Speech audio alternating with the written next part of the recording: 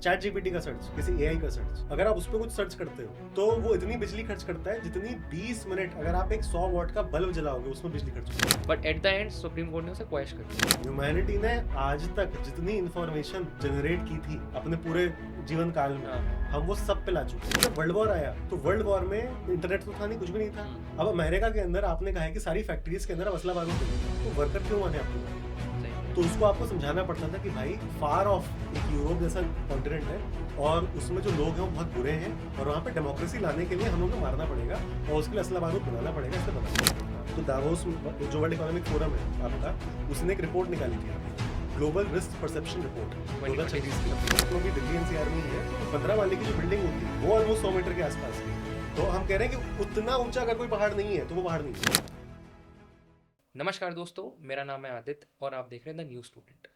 आज हमारे साथ एक ऐसा व्यक्ति मौजूद है जिसने एनवायरनमेंट को अपने दिल के सबसे करीब रखा है। हमारे साथ एक ऐसा व्यक्ति मौजूद है जिसने एनवायरनमेंट को ना सिर्फ समझा है बल्कि समझाया भी है। हमारे पास एक ऐसा व्यक्ति मौजूद है जिन्होंने पेशे से तो इंजीनियरिंग की पढ़ाई करी है, लेकिन अपने जीवन का जो सबसे महत्वपूर्ण समय है वो एनजीओ में दे दिया, वो इस देश की भलाई के लिए दे दिया, इस समाज की भलाई के लिए दे दिया। तो स्वागत करिए हमारे साथ हमारे आज के गेस्ट उदित गुप्ता जी का। सर, स्वागत है आपका हमारे चैनल पे। Thank you Aditya, thanks for having me. Thank you sir, कैसे हैं आप? मैं बहुत अच्छा हूँ। सर, मैं सबसे पहले बात करूँगा, मैंने अपनी शुरुआत में ही इन्वायरमेंट का नाम लिया। जैसे कि हम जब नॉर्मली इन्वायरमेंट की बात करते हैं तो जो आम जनता है उसके दिमाग में AQI आता है, मेल्टिंग ऑफ ग्लेशियर्स आता है, या बहुत ज़्यादा बाढ़ जो है हमारे देश में सबसे ज़्यादा आती है। लेकिन इसके ज़्यादा भी इसकी ग्रेविटी है जो कि आप और मैं समझते हैं, लेकिन एक आम जनता के पर्सपेक्टिव से अगर हम देखें तो वो उस नज़रिए तक पहुंच नहीं पा रहा है। मैं आपसे सबसे पहले ये जानना चाहूँगा कि आखिर वो क्या डिफरेंसेस हैं जो कि एनवायरनमेंट हम लोग की आम जो ज़िंदगी है, रोज़मर्रा की ज़िंदगी है, उस पे डालता है। उस पर आप क्या बताना चाहेंगे? मतलब मैं इसको अगर बिल्कुल ही आम आदमी की ज़िंदगी पे ले आऊँ तो मैं कहूँगा कि आपके घर के सब्जियों के दाम से लेकर के आप जब सड़क पे घूमने जाते हैं तो उस वक्त का टेम्परेचर क्या है, उस वक्त हवा की क्वालिटी क्या है, ये सब कुछ एनवायरनमेंट की डोमेन में ही आ जाता है ना। तो ये कहना तो मतलब मेरे ख्याल से बहुत गलत होगा कि एनवायरनमेंट का ऐसा हम पे कोई फ़र्क नहीं पड़ता। हम सबके ऊपर बहुत ज़्यादा फ़र्क पड़ता है, पर होता क्या है कि वो जो फ़र्क पड़ता है वो इतना धीरे धीरे पड़ता है कि अक्सर हम उसको नज़रअंदाज कर देते हैं। तो जैसे अभी आपसे मेरी जब बातचीत हो रही थी तो आपने एक चीज़ कही थी कि कल रात को दिल्ली का AQI जो था वो 450 के आसपास था, पर लोग इतने ज़्यादा उस चीज़ को एक्सेप्ट कर चुके हैं अपनी फेट समझ करके कि वो सड़कों पे बिना मास्क के बिना किसी चीज़ के जो है निकलते हैं, घूमते हैं और उनको पता भी नहीं चलता कि उस AQI का उन पे क्या फ़र्क पड़ रहा है। तो उसी तरह से जितनी भी इन्वायरमेंटल प्रॉब्लम्स होती हैं आप पाओगे कि वो सब ऐसी ही होती हैं, वो स्लो होती हैं। स्लो से मेरा मतलब है कि वो एक ऐसे टाइम स्केल पे ऑपरेट कर रही होती हैं जो कि ह्यूमन लाइफ के मुकाबले बहुत बड़ा होता है। तो उसकी वजह से उसका ह्यूमन लाइफ पे क्या इम्पैक्ट पड़ रहा होता है वो अगर आप जनरेशन फ्रॉम जनरेशन अगर नोटिस करो तो पता चलेगा, वरना नहीं पता चलेगा। तो मैं एक उदाहरण देता हूँ। अभी थोड़े दिनों पहले उत्तराखंड में एक न्यूज़ आई थी वहाँ से कि वहाँ पे तुंगनाथ मंदिर है, हाँ हमारा हाँ, शिव जी का मंदिर सबसे चौकता ऊंचा तुंगनाथ। मंदिर है। हाँ। अब उस मंदिर की जो खास बात है वो ये, वो सबसे ऊंचा मंदिर है इसलिए वहाँ पे जब भी बर्फ़ गिरती है तो उसको मेजर किया जाता है। तो साइंटिस्ट की तरफ से ये डेटा आया था कि पिछले 40 साल में कभी ऐसा नहीं हुआ कि जनवरी के महीने में वहाँ पे बर्फ़ ना पड़ी हो। अभी थोड़े दिनों पहले पड़ गई है, पड़ गई, हाँ। लेकिन जनवरी मेरे ख्याल से शायद 20 या 21 तारीख तक निकल चुका था, तब तक वहाँ पे हम्म, बर्फ़ नहीं पड़ी थी। तो जो लोग वहाँ के लोकल्स हैं तो उनको भी ये बात जो थी ट्रबलिंग लग रही थी, लेकिन जैसे ही बर्फ़ पड़ी तो लोगों ने कहा कि अरे सब कुछ ठीक तो हो गया, बर्फ़ पड़ तो हम्म, गई। उन्होंने इसका निष्कर्ष ये निकाला कि जो वो है आपकी जो स्नोफॉल है, जो आपकी रेनफॉल है, वो थोड़ी सी ऑफसेट हो गई है, आगे की तरफ चली गई है, पर हो रही है अभी भी। पर अगर आप पिछले 40 साल का डेटा देखो तो आप पाओगे कि वो घटती जा रही है। लेकिन हम अपनी आम जिंदगी में जब कभी भी इवेंट्स को देखते हैं तो हम लोग बिल्कुल जो उसी वक्त कोई चीज़ घटी है उसको देखते हैं। हम 40 साल 50 साल के टाइम स्केल में कभी सोचते ही नहीं। तो उसकी वजह से एनवायरनमेंट एक ऐसा मुद्दा है जो सबसे ज़्यादा निगलेक्टेड रहता है क्योंकि उसके रिपरकशंस इमिजिएटली नहीं आते। फॉर एग्जाम्पल, आप यहाँ से निकल करके जाओ और आपका कहीं पे किसी वाहन के साथ दुर्घटना हो इंसिडेंट हो जाए, जाए। एक्सीडेंट हो जाए, तो वो आपके सामने इमीजिएट है। लेकिन आप जिस शहर में रह रहे हो वहाँ का AQI पहले 5 पहुंचा, फिर 50 पहुंचा, फिर 100 पहुंचा, फिर 150 पहुंचा, अब वो 400 आ गया है। हम्म, और ये हुआ है पिछले 15 साल में। तो वो चीज़ क्योंकि 15 साल के टाइम स्केल में हुई है तो वो आपको इतनी अखरती नहीं है क्योंकि वो इमीजिएट नहीं है। ये मेरे ख्याल से शायद एक बहुत बड़ा फैक्टर है कि क्योंकि एनवायरमेंटल डिग्रेडेशन एक स्लो प्रोसेस है, इसलिए उसको कभी हम एक तो मेजर वो नहीं दे पाते, मैं कहूँगा फोकस अपनी ओर से। और साथ में हमारे आसपास की जितनी भी चीज़ें होती हैं वो इतनी ज़्यादा इमीडिएट होती हैं। मतलब फॉर एग्जांपल, आपका फ़ोन का रिचार्ज खत्म हो गया, वो आपका टेंशन खींच रहा है। कल इंडिया और पाकिस्तान का मैच आना है, वो आपकी टेंशन खींच रहा है। परसों आपके दोस्त का बर्थडे, आपको वहाँ जाना है, वो आपकी टेंशन खींच रहा है। तो हमारी लाइफ के इन जनरल जितने भी मुद्दे होते हैं वो इतने ज़्यादा इमीडिएट होते हैं कि उसके सामने एनवायरनमेंट हमें लगता है कि ये तो ठीक ही है। और दिक्कत ये होती है कि जब उसके रिपरकशंस आने शुरू हो जाते हैं तब इतनी देर हो चुकी होती है कि फिर आप कुछ कर नहीं पाते। तो जैसे कि अभी मैं देख रहा था, जब पढ़ रहा था चीज़ें, तो what do you think, what's your view on this, कि जो पर्टिकुलर एनवायरनमेंट में जो भी डिफरेंसेस आए लास्ट 10 साल की, अगर मैं बात करूँ 2016 से 26 की अगर मैं बात करूँ, भी आपने देखा होगा इंस्टाग्राम पे ट्रेंड भी चल रहा था, तो what are the major reasons for that? मतलब क्या है वो रीज़न जिसकी वजह से ये मेजर डिफरेंसेस आए हैं? Is it industry, is it vehicle, और इज इट समथिंग एल्स? इसमें अगर आप पिछले 10 साल या और पहले की भी बात करो तो मैं सबसे पहले जो चीज़ कहूँगा कि हमें जिस चीज़ से सबसे ज़्यादा फर्क पड़ता है वो है एक्सट्रीम वेदर इवेंट्स। आप यदि दिल्ली में रहते हो तो आप पाओगे कि जो तापमान है, जो एवरेज टेम्परेचर होता है जून जुलाई के महीने में, वो बहुत ज़्यादा बढ़ चुका है। पिछले साल यदि मुझे याद है तो 50 डिग्री के आसपास भी पहुंचा था। 48 49 मुझे भी हाँ, समवॉट याद है, हाँ। एक जगह का स्टेशन था जिसने 50 डिग्री भी कैप्चर किया था, पर गवर्नमेंट ने उसको बाद में रिफ्यूट कर दिया, तो हमें एग्जैक्टली नहीं पता कि वो क्या हुआ था। लेकिन अगर आप और देखो, आप हिमाचल जाओ तो वहाँ पे जिस तरह से फ्लैश फ्लड्स आ रहे हैं वो हम सबके सामने हैं, क्लाउड बर्स्ट हो रहे हैं वो अभी हमारे सामने पंजाब में हैं। फ्लड्स आए, पंजाब में फ्लड्स आए, और सिर्फ पंजाब में नहीं आए, बिहार में भी आए बिहार में थे, भी आए हैं। कर्नाटका में भी आए थे, महाराष्ट्र में भी आए थे। तो अगर आप सिर्फ पिछले साल को देखो तो हमारे देश में शायद कभी पहले नहीं हुआ कि ऑलमोस्ट हमारे इतना बड़ा पॉपुलेशन फ्लड्स को फेस कर रहा था। ऐसा शायद पहले कभी नहीं हुआ कि हमारे इतने सारे जगहों पे टेम्परेचर इतना हाई पहुंच हाई जाए। पहुंचा, हाँ। इवन मैं टेम्परेचर में भी एक नुआंस ऐड करना चाहूँगा।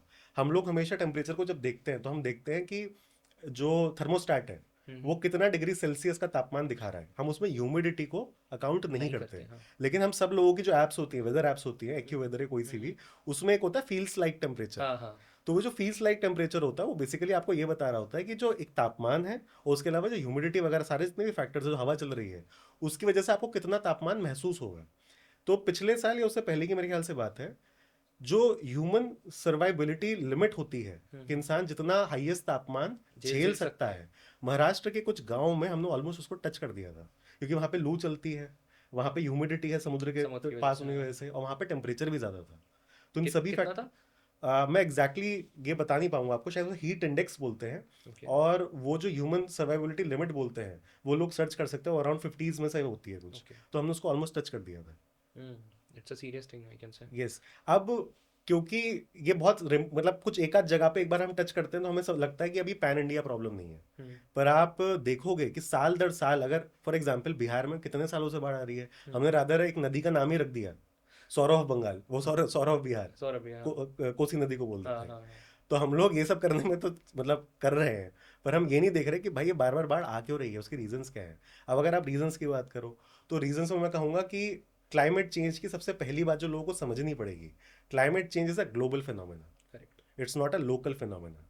तो मैंने जब इस पे इंस्टाग्राम पे वीडियो बनाया था कि उत्तराखंड में बर्फ नहीं आपकी पड़ी है। बर्फ नहीं गिरी है या बारिश नहीं हो रही है, तो सबसे ज्यादा जो लोगों के कमेंट्स आए थे वो ये आए थे कि और काटो पेड़, और बनाओ हाईवे, जब तुम ये सब करोगे तो फिर प्रकृति तो रुष्ट हो ही जाएगी तुमसे।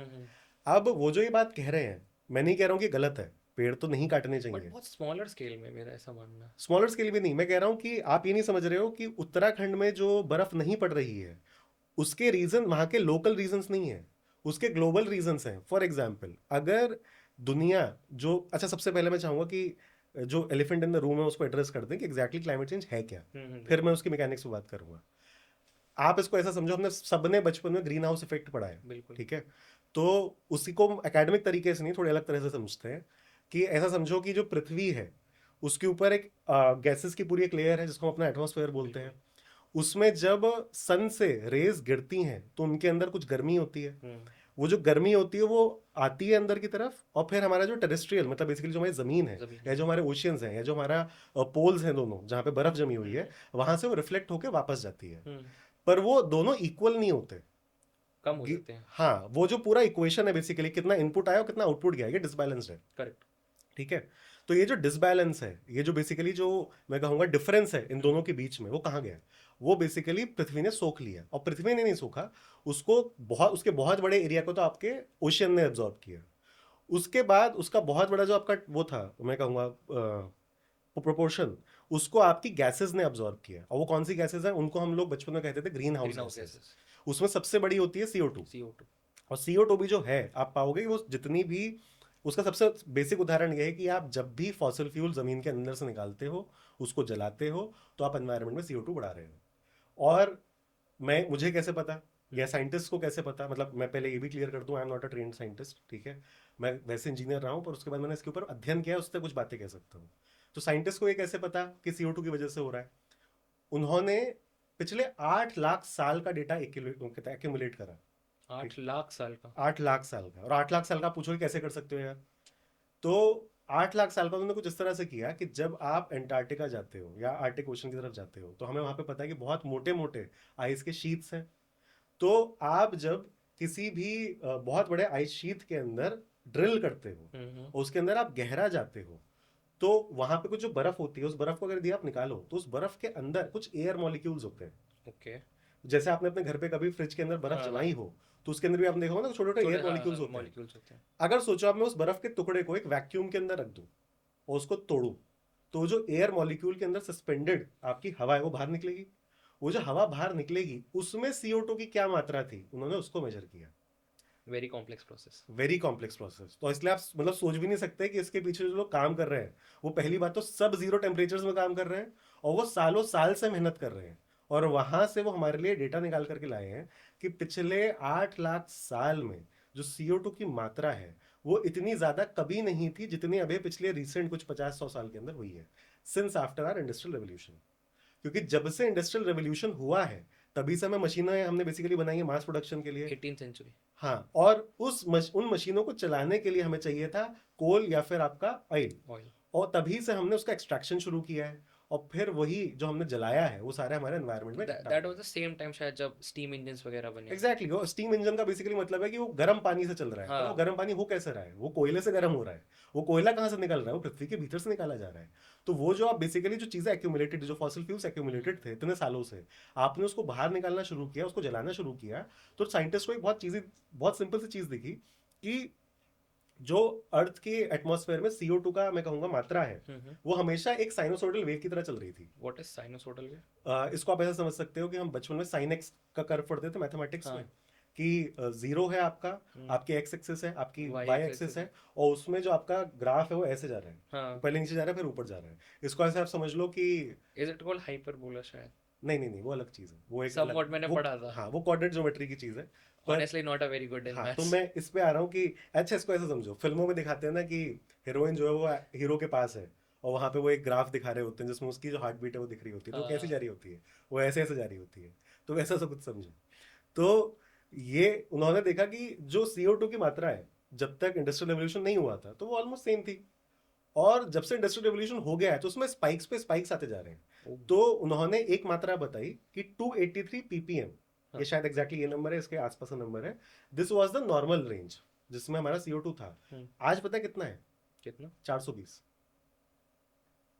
बहुत ज्यादा है, बहुत ही ज्यादा है। तो नॉर्मल रेंज से हम इतना ऊपर आ चुके हैं। तो ये बेसिकली अब तुम ये मान के चलो कि जो साइंटिफिक एक्सेप्टेबिलिटी होती है क्लाइमेट चेंज को लेकर के, वो एग्जैक्टली उतनी है जितनी एवोल्यूशन को लेकर है। जो थ्योरी ऑफ एवोल्यूशन है, हाँ हाँ। उसमें जितने लोग बिलीव करते हैं, या जितने साइंटिस्ट उसको सिद्ध कर चुके हैं, या फिर टेक्टोनिक प्लेट्स की जो थ्योरी है, हाँ हाँ। कि पृथ्वी के सरफेस के नीचे टेक्टोनिक टेक्टोनिक प्लेट्स हैं जो प्लेट्स हैं। मूवमेंट कर रही हैं, जितना बड़ा एक, मैं कहूंगा कि साइंटिफिक सिद्धांत वो है प्रूवन, उतना ही बड़ा साइंटिफिकली प्रूवन सिद्धांत है आपका क्लाइमेट चेंज। तो सबसे पहली बात तो हमें समझ आना चाहिए कि ऐसा कुछ हो रहा है। अब आते हैं हम कि होता कैसे है। लोग तो यही नहीं बिलीव कर रहे हैं कि हो भी रहा है कुछ। हाँ, क्योंकि देखो, मैं इसमें भी तुम्हें, मतलब अब ये सुनने में कॉन्स्पिरेसी थ्योरी लगेगी, पर आप जाकर के इंटरनेट पर सर्च कर सकते हैं। जो आपकी फॉसिल फ्यूल कंपनीज हैं, जैसे फॉर एग्जांपल एक्सॉन मोबिल है, या आपके जितने भी स्टैंडर्ड ऑयल वगैरह, जितनी बड़ी बड़ी कंपनीज जो पेट्रोल निकालती थी, US की कंपनीज हैं, उनको 1970s से पता है कि कुछ जो है चेंजेस आ रहे हैं। लेकिन उन्होंने इस चीज को सप्रेस किया इन सम वे, और उन्होंने रादर जो पूरी इस चीज का ओनस था, वो अपने से हटाकर आम आदमी पे लगा दिया। क्यों? आपकी आपकी आदतें जो हैं वो खराब है, जिसकी वजह से प्रकृति को नुकसान पहुंच रहा है। पॉलिसी मेकर्स से और फॉसिल फ्यूल कंपनी से कुछ मत बोलो। हम जो एक्सट्रैक्शन कर रहे हैं पृथ्वी का, ये ठीक है, ऐसा चलते रहने दो। फॉसिल फ्यूल तो आज भी चल ही रहा है। आज भी चल ही रहा है, और मैं कह रहा हूँ कि मैं ये नहीं बोल रहा हूँ कि फॉसिल फ्यूल की वजह से हमारा इंडस्ट्रियल रेवोल्यूशन हुआ है, ऑब्वियसली। उसको मैं बिल्कुल डिनाई नहीं कर रहा हूँ, और मैं ये नहीं कह रहा हूँ कि आज आप अपनी सारी गाड़ियां छोड़ दो, उसको भी नहीं बोल रहा हूँ। लेकिन जो मेरा कहने का पॉइंट है वो ये है कि हमें जो प्रोज एंड कॉन्स है पूरी चीज के वो समझने पड़ेंगे, कि हम ये जो कर रहे हैं उसकी वजह से ये प्रॉब्लम्स जो है बढ़ रही हैं, और ये जो प्रॉब्लम्स अब बढ़ रही हैं इसको काउंटर करने के लिए हमें क्या करना पड़ेगा। अगर हम पूरी पिक्चर नहीं देख रहे और बस ये देख रहे हैं कि हमें इससे पैसा मिल रहा है तो सही इसे बात करते रहो, तो फिर आप ये समझ नहीं पा रहे हो कि आप जिस एनवायरनमेंट को लूज कर रहे हो उसकी इकोनॉमिक्स क्या है, वो कितना बड़ा आप पे इम्पैक्ट डालने वाला है। बेसिकली कैपिटलिस्ट माइंडसेट कह सकता हूँ मैं। मैं इसको पता है ये शब्द भी का नाम भी नहीं दूंगा, क्योंकि होता क्या है कि जो ऑडियंस बेसिकली इसको सुनेगी वो सारे यंगस्टर्स हैं। हम्म। उन्होंने कैपिटलिज्म को इक्वेट कर दिया है कि आईफोन है वो कैपिटलिज्म का प्रोडक्ट है, इंस्टाग्राम और फेसबुक है वो कैपिटलिज्म का प्रोडक्ट है, मैं जिस प्राइवेट जेट में घूमना चाहता हूँ वो कैपिटलिज्म का प्रोडक्ट है। तो इसलिए तुम कैपिटलिज्म को बुरा मत बोल देना, क्योंकि तुम बेसिकली मेरे जितने भी एस्पिरेशंस हैं उनको गलत बोल रहे हो। सही बात है। तो वो इसको इससे इक्वेट कर देते हैं, जबकि वो ऐसा है नहीं। कैपिटलिज्म मतलब एक इकोनॉमी ज्यादा बेहतर बता पाएगा, पर कैपिटलिज्म का बेसिकली मतलब इतना होता है कि कैपिटल से और कैपिटल जनरेट करना, ठीक है। That is what I mean. That is what capitalism is. But लोग समझ लेते हैं कि जो मार्केट एक्टिविटी है वो भी कैपिटलिज्म है, पर वैसा नहीं है। मार्केट एक्टिविटी तो पहले भी थी, कैपिटलिज्म से पहले भी थी। पहले भी थी और बहुत ज़्यादा भी थी, तब भी थी जब लोगों को ये नहीं पता था कि आइडियोलॉजीज क्या होती हैं। एग्जैक्टली। सो इसी पे हम लेके हम आगे चलते हैं। जैसे कि हम रूरल इंडिया की और अर्बन इंडिया की बात करें तो दोनों ही परिप्रेक्ष्य जो है हमारे भारत के नज़रिए में देखें तो दोनों में बहुत डिफरेंस है। अगर मैं बात करूं कल्चर को लेके या फिर नॉर्मल लाइवलीहुड को, तो एक ग्रामीण आदमी कहता है कि हम शहर जाके कमाएंगे खाएंगे। लेकिन अगर वहीं पे एक अर्बन इंसान से बात करो तो वो कहता है शहर में उतना विकास नहीं है, उतना अर्निंग नहीं है। या कोई मेट्रोपॉलिटन सिटीज़ का या कॉस्मोपॉलिटन सिटीज़ का व्यक्ति सेम चीज़ कहता है सेकंड टीयर सिटी या थर्ड टीयर सिटी के लिए। लेकिन अगर मैं इसको एनवायरनमेंट से कनेक्ट करूँ तो हम लोग देख सकते हैं कि जो चीज़ें हैं वो बिल्कुल रेसिप्रोकेट हो जाती हैं। जैसे कि जो रूरल एरिया है या फिर सेकंड टीयर सिटी या third tier city, I belong to a second tier city and I have seen many people from villages as well. तो मैं उसमें देख रहा हूँ कि वहाँ का जो एनवायरनमेंट है वो एक कॉस्मोपॉलिटन एनवायरनमेंट से बहुत डिफरेंट है, बहुत ज़्यादा डिफरेंट है। तो यहाँ पे भी गैप है। तो जो यहाँ पे गैप है वो हमारे जो रिसोर्सेज वाला गैप से उससे पूरी तरह से रेसिप्रोकेट हो जाता है। मतलब ये है कि एक चीज़ अच्छी है, दूसरी चीज़ खराब है। मतलब एनवायरनमेंट जब बोल रहे हो कि अलग है तो उसका मतलब है तुम्हारा कि वहाँ की हवा साफ है, पानी हवा साफ है, साफ ये है, सब। हवा साफ है। हाँ। सो बेसिकली मुझे एक चीज़ आपसे जाननी है कि अगर हम लोग taking an example from a rural India, हमारे देश में बहुत ज़्यादा नहीं, 100-200 किलोमीटर में हमको बहुत अच्छी हवा मिल जाती है। लेकिन अगर हम 100-200 किलोमीटर अगर हम यहाँ दिल्ली एनसीआर में बैठे हुए हैं तो एनसीआर में देख रहे हैं कि जो हवा है वो उतनी शुद्ध नहीं है। तो आपको क्या लगता है इसका मेन रीज़न क्या है? क्या हम लोग को क्या करना चाहिए? जैसे कुछ एग्जांपल्स ऐसे हैं जो कि ग्रीनरी कह सकते हैं या फिर हम लोग कह सकते हैं कुछ ऐसे बेसिक चीज़ें हैं जो कि रूरल एरियाज़ में आज भी फॉलो होती हैं फॉर बेटर एनवायरनमेंट। तो डू यू थिंक कि जो अगर हम बात करें जो एनवायरनमेंट ख़राब हो रहा है स्पेशली इन अर्बन एरियाज़, उसके लिए हमें वो सारी चीज़ें जो ग्रामीण एरिया में है वो भी लानी चाहिए या फिर it's just a matter of place? इसमें मैं मेरे ख्याल से थोड़ा नुआंस ऐड करना पड़ेगा। इसको ऐसे समझो कि मतलब जो मेरी समझ कहती है, जितना थोड़ा बहुत मैंने पढ़ा है इसके विषय में, हम्म। अभी तक हम लोग बात कर रहे थे क्लाइमेट चेंज की, और हाँ। मैंने कहा था वो ग्लोबल फिनोमेना है। हाँ। अब हम जिस चीज़ की बात कर रहे हैं वो है लोकल फिनोमेना, तो ये दोनों चीज़ें बहुत अलग बहुत अलग हैं। अलग है। और शायद ये सुनने में थोड़ा कॉम्प्लेक्स लगे, पर है ऐसा ही कि जो आपकी बाढ़ आ रही है, जो बारिश का पूरा पैटर्न बदल चुका है, जो टेम्परेचर आपका ज़्यादा जाता है, ये सब कुछ ग्लोबल फिनोमेना की वजह से हो रहा है। करेक्ट। पर जो आपका AQI खराब है, जो आपका पानी खराब है, ये आपका लोकल फिनोमेना की वजह से है। कैसे कैसे ठीक कर सकते हैं हाँ, इसे? अब इसी पे आता हूँ मैं। अब आप देखोगे कि सारे ग्रामीण क्षेत्रों में ऐसा नहीं है कि साफ है। उदाहरण की तरह तौर पे देता हूँ, उत्तर प्रदेश में ही जो बुंदेलखंड रीजन है आपका, वहाँ पे ऐसे बहुत सारे गांव हैं जहाँ के पानी में बहुत सारा लेड पाया जाता है, हाँ। और इसी वजह से वहाँ के जो आसपास लोग रहते हैं उनके शरीर में डिफेक्ट्स भी आने शुरू हो गए हाँ। हैं, ठीक है। उसी तरह से आप पाओगे कि पंजाब से मेरे ख्याल से राजस्थान की तरफ एक कैंसर एक्सप्रेस चलती है, अच्छा। और वो कैंसर एक्सप्रेस इसलिए उसे बोलते हैं क्योंकि उसमें पंजाब के गांवों के लोग चढ़ करके जाते हैं, शायद जोधपुर में मेरे ख्याल से कैंसर हॉस्पिटल है बड़ा, वहाँ इलाज करवाने के लिए। वो सारे पंजाब के गांव के लोग हैं। तो ऐसा नहीं है कि सारे जो रूरल एरियाज हैं वहाँ पर हवा और पानी साफ है। अब समझते हैं कि क्यों एग्जैक्टली ऐसा है। आप पाओगे बट कि मेजोरिटी में ऐसा है कि बेटर है कॉस्मोपॉलिटन एरिया से। मैं वही कह रहा हूँ, अभी जब आप कंपेयर करो ना, अब अच्छा इसको ऐसे देखो कि अच्छा मैं कहना चाह रहा हूँ कि कुछ रूरल एरियाज ऐसे हैं जहाँ पे साफ है, जो आपकी बात से मैं एग्री कर रहा हूँ, लेकिन मैं आपको बता रहा हूँ कुछ एनोमलीज भी एग्जिस्ट हाँ करती हैं बिल्कुल बिल्कुल। जहाँ पे है, तो उन दोनों, exceptions are always there. But वो एक्सेप्शंस क्यों है, कंपेयर करो ना दोनों को। जिन जगहों पे पानी और हवा खराब है उनके आसपास देखो इंडस्ट्रीज कौन सी हैं, और जिन जगहों पे पानी और हवा आपका बस साफ साफ है, है। वहां देखो कि वहां पे कौन सी इंडस्ट्रीज बिल्कुल भी नहीं है। तो ओके। जैसे ही तुम उसको इस तरह से कंपेयर करोगे तुम्हें बिल्कुल ही अलग पिक्चर दिखेगी। और ये एक्चुअली बहुत बड़ा इसका रीजन है। अगर आप जितनी भी एनवायरमेंटल रिपोर्ट्स आती हैं, अगर आप दिल्ली के भी जो AQI के, मतलब मैं कह रहा हूँ सिर्फ दिवाली के बाद का AQI मत देखो, पूरे साल का देखो ना, क्योंकि पूरे साल ही AQI खराब है। बिल्कुल। WHO आपसे बोलता है कि 5 से नीचे होना चाहिए, जो आपका PM2.5 PM होता टू है, पॉइंट लेकिन हमारा उससे ज़्यादा ही रहता है।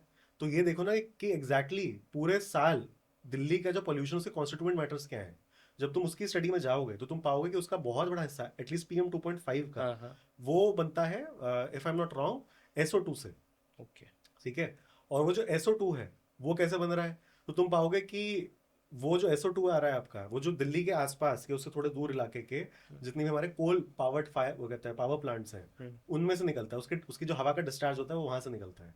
और उसके बाद जो आपके in general human SO2 waste, sulphur sulphur dioxide, dioxide. हाँ। और उसके अलावा जो आपका ह्यूमन वेस्ट होता है उसमें से आपका होता है NH3, ये हो गया बेसिकली आपका अमोनिया। तो ये दो ऐसे कॉन्स्टिट्यूएंट्स हैं जो आपस में मिलकर के एक सेकेंडरी पॉल्यूटेंट बनाते हैं। और वो जो सेकेंडरी पॉल्यूटेंट है बेसिकली मैं कह रहा हूँ कि ना इंडस्ट्री डायरेक्टली वो पॉल्यूटेंट निकाल रही है, ना इट्स अ आपका, मिक्सचर। वो उन दोनों का मिक्सचर है। और वो उसके बाद आपका PM2.5 का मेजोरिटी पार्ट वो कॉन्स्टिट्यूट करता है। तो आप अगर ऐसे फॉर एग्जाम्पल उसके लिए भी एक वो था कि डीसल्फराइजेशन बेसिकली प्रोसेस होती है, अगर आप वो कर दो अपने कोल्ड फायर्ड पावर प्लांट्स में, तो आपका वो जो एक जो निकल रहा है वहां से सल्फर, वो अपने आप 99% तक कम हो सकता है। और जब किसी भी रिएक्शन का एक कॉन्स्टिट्यूएंट जो निकलेगा ही नहीं और सिर्फ दूसरा होगा, तो आपस में मिलेंगे नहीं, वो आपस में मिलेंगे नहीं, तो आपका जो PM2.5 पॉल्यूशन है वो ऑलमोस्ट 1/3 दिल्ली का कम हो सकता है ऐसे ही। तो आपको कहीं पे भी अगर ये देखना है कि कहाँ की जगह हवा और पानी साफ है और कहाँ का हवा और पानी गंदा है, तो बस ये कंपेयर कर लो कि उनकी विसिनिटी में, उनके आसपास में कौन से इंडस्ट्रियल इंडस्ट्रीज। एक्टिविटीज हो रही हैं। और उन इंडस्ट्रियल एक्टिविटीज में लॉ इन्फोर्समेंट सही है या नहीं। अगर ये सरकार ने नियम कायदा बनाया है कि आपको पानी को कहते हैं ट्रीटमेंट के बाद ही डालना है डालना है। नदी के अंदर, तो वो हो भी रहा है, कोई फॉलो भी कर रहा है। कर रहा है। A question to you. मैं कह रहा हूँ चेक करना पड़ेगा, क्योंकि अगर फॉर एग्जांपल कुछ हमें पता है कि हमारे जो गांव हैं वहां पे खराब है पानी, उस पानी को पीने की वजह से लोगों को बीमारियां हो रही हैं, फिजिकल बीमारियां हो रही हैं, तो उसका मतलब कोई फॉलो नहीं कर रहा है। नहीं, do you have any example जो दिल्ली में या फिर आसपास NCR में, अगर मैं स्पेसिफिकली बात करूँ, जो फॉलो ना कर रहे हो? यार इसमें मेरे ख्याल से मैं I am not the right person to say anything on this, क्योंकि मैं वो व्यक्ति हूँ जो एक कमरे के अंदर बैठ करके इंटरनेट पर जो उसको रिपोर्ट्स मिलती हैं वो पढ़ता है, स्टडी करता है और फिर उसके बेसिस पे कोई ओपिनियन बनाता है। जो लोग एक्चुअली असली काम कर रहे हैं, मैं अपने काम को असली भी नहीं बोलूंगा, जो एक्चुअली में ग्राउंड पे जा करके वो रिस्क उठाते हैं कि फॉर एग्जाम्पल अरावली के अंदर अवैध खनन चल रहा है और वो जाकर के उसको रिपोर्ट कर रहे हैं, those are the right voices to say this. और आप पाओगे कि ऐसे बहुत सारी रिपोर्ट एग्जिस्ट करती हैं जिन्होंने दिल्ली के आसपास ऐसे STP, जिनको हम सीवेज ट्रीटमेंट प्लांट बोलते हैं, उनको देखा है कि कैसे वो अपनी फुल कैपेसिटी पे या तो ऑपरेट नहीं कर रहे हैं या पे ऑपरेट ही नहीं कर रहे हैं, और सीधा डिस्चार्ज जो है पूरा का पूरा नदियों में जा रहा है। अब हम लोग ऐसे ही अगर इन्वायरमेंट की बात कर रहे हैं, मेरे दिमाग में अभी अभी एक चीज़ आई। अभी कुछ दिनों पहले अरावली का मुद्दा बहुत ज़्यादा ज़ोरों शोरों पे था, जिसके बाद सुप्रीम कोर्ट ने अपना ही दिया हुआ ऑर्डर जो है उन्होंने क्वैश कर दिया। लोगों ने मुद्दा उठाया, और जो मेरे इनपुट्स हैं उनके हिसाब से कि बहुत सारे लोग जो हमारे बिश्नोई समाज के हैं वो, और इसके अलावा भी जो राजस्थान के बेसिकली लोग हैं, वो ज़मीन पे उतरे और उन्होंने इसके लेने की जो बात थी वो बात करी। मैं एक बार बोलना चाहूँगा स्पेसिफिकली, आप हमारे दर्शकों को प्लीज़ ये ज़रूर बताइए कि आखिर वो मुद्दा क्या था, कि आखिर बवाल हुआ तो बवाल का भी एक कारण होगा, कि वो 100 मीटर की जो डेफिनेशन थी, क्या वो वेग थी, बहुत सारी इसमें चीज़ें आई थी, मैंने पढ़ा उसमें। तो कुछ लोग बोल रहे हैं वेग है, कुछ कह रहे हैं हम हटा नहीं रहे हैं, मतलब बहुत सारी क्लैरिफिकेशंस हैं। But at the end supreme court ने उसे क्वैश कर दिया। तो प्लीज़ एक बार समझाइए दर्शकों को कि आखिर क्या चीज़ें हैं वो जो कि मुद्दा बनी थी असल में। अगर आप पूरी इंटायरिटी में पूरे सब्जेक्ट को देखो तो आप पाओगे कि सबसे पहले तो हमें ये समझना पड़ेगा कि अरावलीज इंपॉर्टेंट क्यों है। हम्म।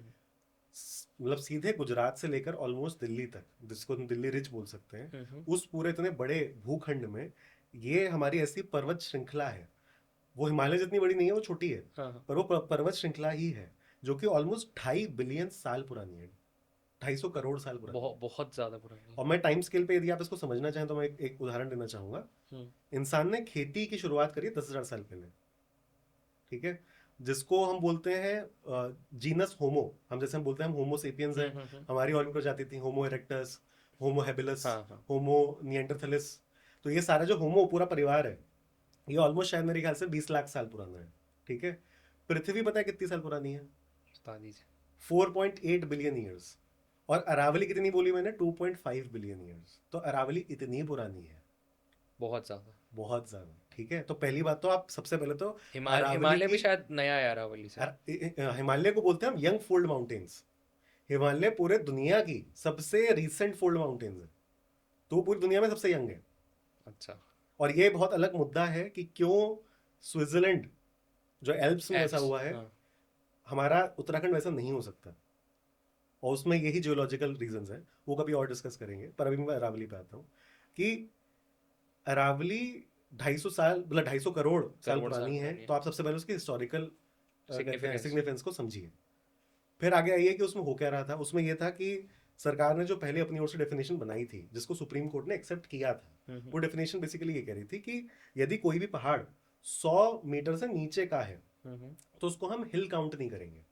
ठीक है, उन्होंने एक बेंचमार्क बनाया। हाँ। साथ में उन्होंने एक चीज ये भी कही थी कि अगर कोई दो पहाड़ ऐसे हैं जो 100 मीटर के हैं हम्म। और उनके बीच में 500 मीटर का एरिया है, एरिया है। तो वो बीच का एरिया भी हिल काउंट किया जाएगा। सरकार में जब उन्होंने इसके ऊपर बयान दिया तो उनका कहना ये था, जब उन्होंने प्रेस कॉन्फ्रेंस करी, कि उन्होंने जो ये डेफिनेशन बनाई है इसके बेसिस पे majority of the Aravallis will get protected. और वो कोई नई डेफिनेशन नहीं दे रहे हैं, पहले से बहुत सारी राज्य सरकार हैं जो उस डेफिनेशन पे एक्ट करती हैं, वो उसको बस यूनिफॉर्म बना रहे हैं। लेकिन अगर आप दूसरी साइड से जितने भी हमारे, मैं कहूँगा एनवायरमेंटलिज्म की फील्ड में जो लोग काम करते हैं, जो उस पर बहुत सालों से काम कर रहे हैं, उनकी रिपोर्ट्स को यदि देखें तो वो बिल्कुल ही एक अलग सच्चाई सामने लेकर के आती हैं। वो बताते हैं कि कैसे यदि इस डेफिनेशन को इम्प्लीमेंट कर दिया जाता तो शायद 8% ही अरावली प्रोटेक्टेड होती, बाकी सब अरावली प्रोटेक्टेड नहीं रहती, क्योंकि शायद वो क्योंकि वो उनका, हाँ, लो उनका एल्टीट्यूड एल्टीट्यूड है। लो है। हाँ। और मैं एक चीज और भी आपको कहना चाहूंगा, हम 100 मीटर बोल तो देते हैं आसानी से, 100 मीटर का मतलब क्या है? काफी काफी ऊंची 100 मीटर ऑलमोस्ट, अगर हम अभी दिल्ली एनसीआर में ही हैं तो 15 माले की जो बिल्डिंग होती है करेक्ट। वो ऑलमोस्ट 100 मीटर के आसपास की है। तो हम कह रहे हैं कि उतना ऊंचा अगर कोई पहाड़ नहीं है तो वो पहाड़ नहीं है।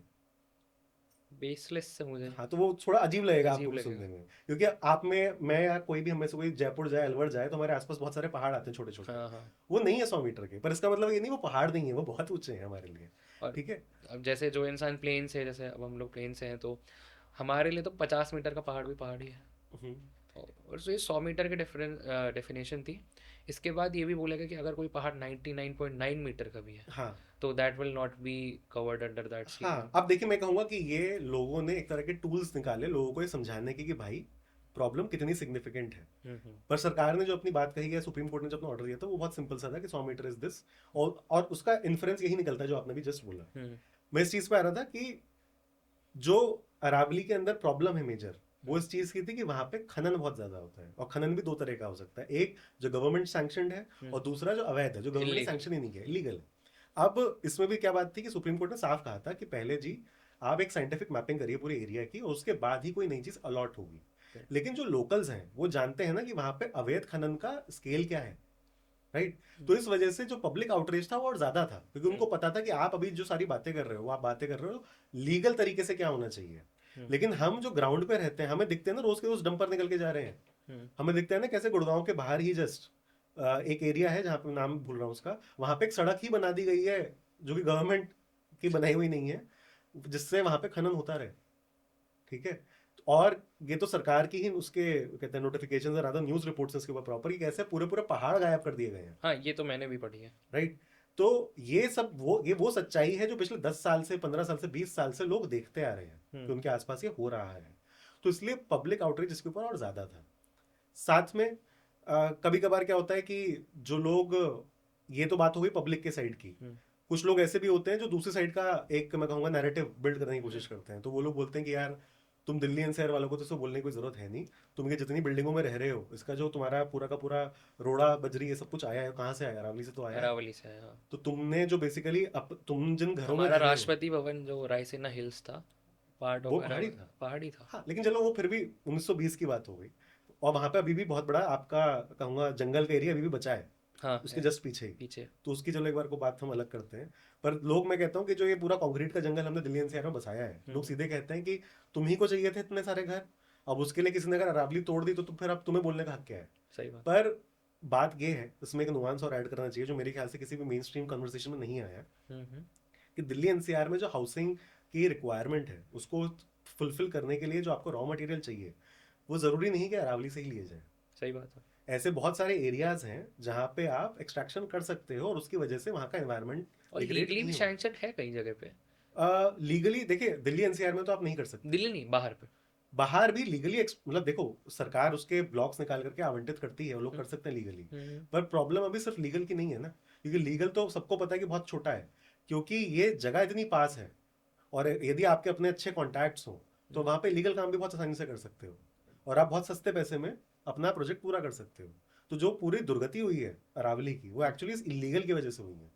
और इस इलीगल की वजह से फायदा जिन लोगों को हुआ है वो आम आदमी तो है नहीं, वो कुछ लिमिटेड लोग हैं। हम्म। तो इसकी वजह से पब्लिक आउटरीच बहुत ज़्यादा था तो इस अभी चीज़ पे। एक एक मैं आपसे और पॉइंट, अमृता बिश्नोई जी जो थी, जिनसे हाँ, चिपकॉप मूवमेंट बिल्कुल जो था बिल्कुल इंस्पायर हुआ इंस्पायर्ड था। था, बिल्कुल। प्लीज़ एक बार उस उनके बारे में भी बताइए कि क्या पूरे मामला था, वो क्या चीज़ें थी वो। आ, ये मैं अपनी मेमोरी से बोलूँगा, क्योंकि हम्म। मैंने इसके ऊपर एक वीडियो बनाई थी, तो मैंने थोड़ा बहुत इसके विषय में और पढ़ा था। ओके। तो मुझे इसमें जो जानकारी मिली जो मैं आपके साथ साझा करना चाहूँगा कि बेसिकली बिश्नोई समाज है। हम्म। हम्म, और उनके गुरु रहे थे।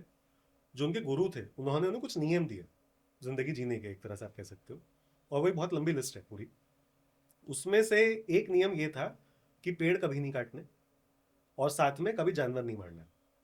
ओके। ठीक है, ये मतलब बहुत सारे नियम थे, उनमें से एक ये भी था। हम्म।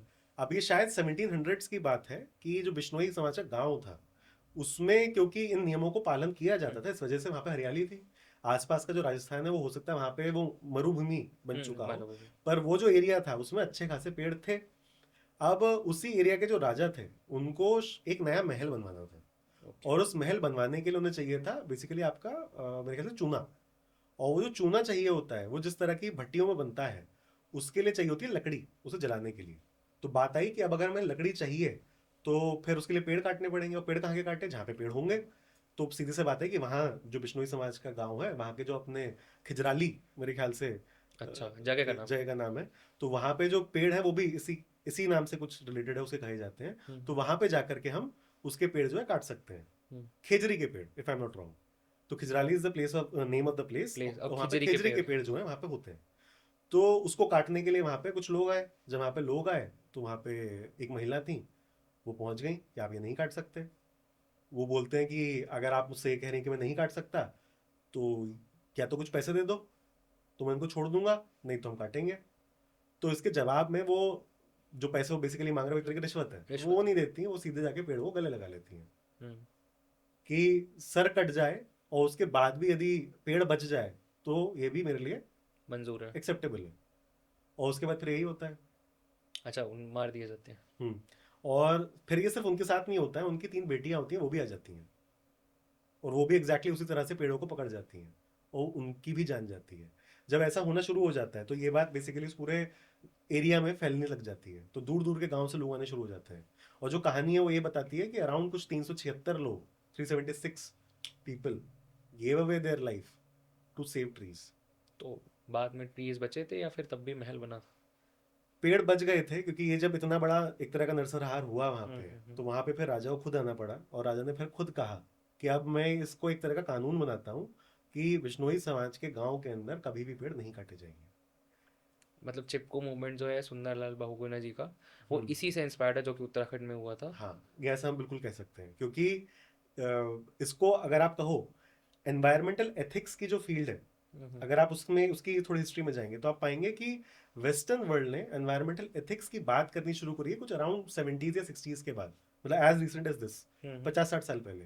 पर इंडिया में ऑलमोस्ट आज से 200-250 साल पहले एक गांव की एक महिला ने, जो कोई पीएचडी नहीं है, वो हाँ, कोई बहुत बड़े सिंपोजियम्स में नहीं जाती है, वो कोई रिसर्च पेपर नहीं डालती है, कुछ नहीं कर रही ग्रामीण है, महिला, एक गृहिणी महिला, ग्रामीण महिला, हाँ, हाउस वाइफ। हाँ एक हाउसवाइफ, वो उस वक्त भी इतनी एम्पावर्ड थी कि उसने पेड़ों और को बचाने के लिए अपनी जान दे और दी। कितना, गौरा देवी नाम था। और सुंदरलाल बहुगुणा जी हाँ, जो उत्तराखंड में थे। उत्तराखंड में थे, हाँ और गौरा देवी जी थी।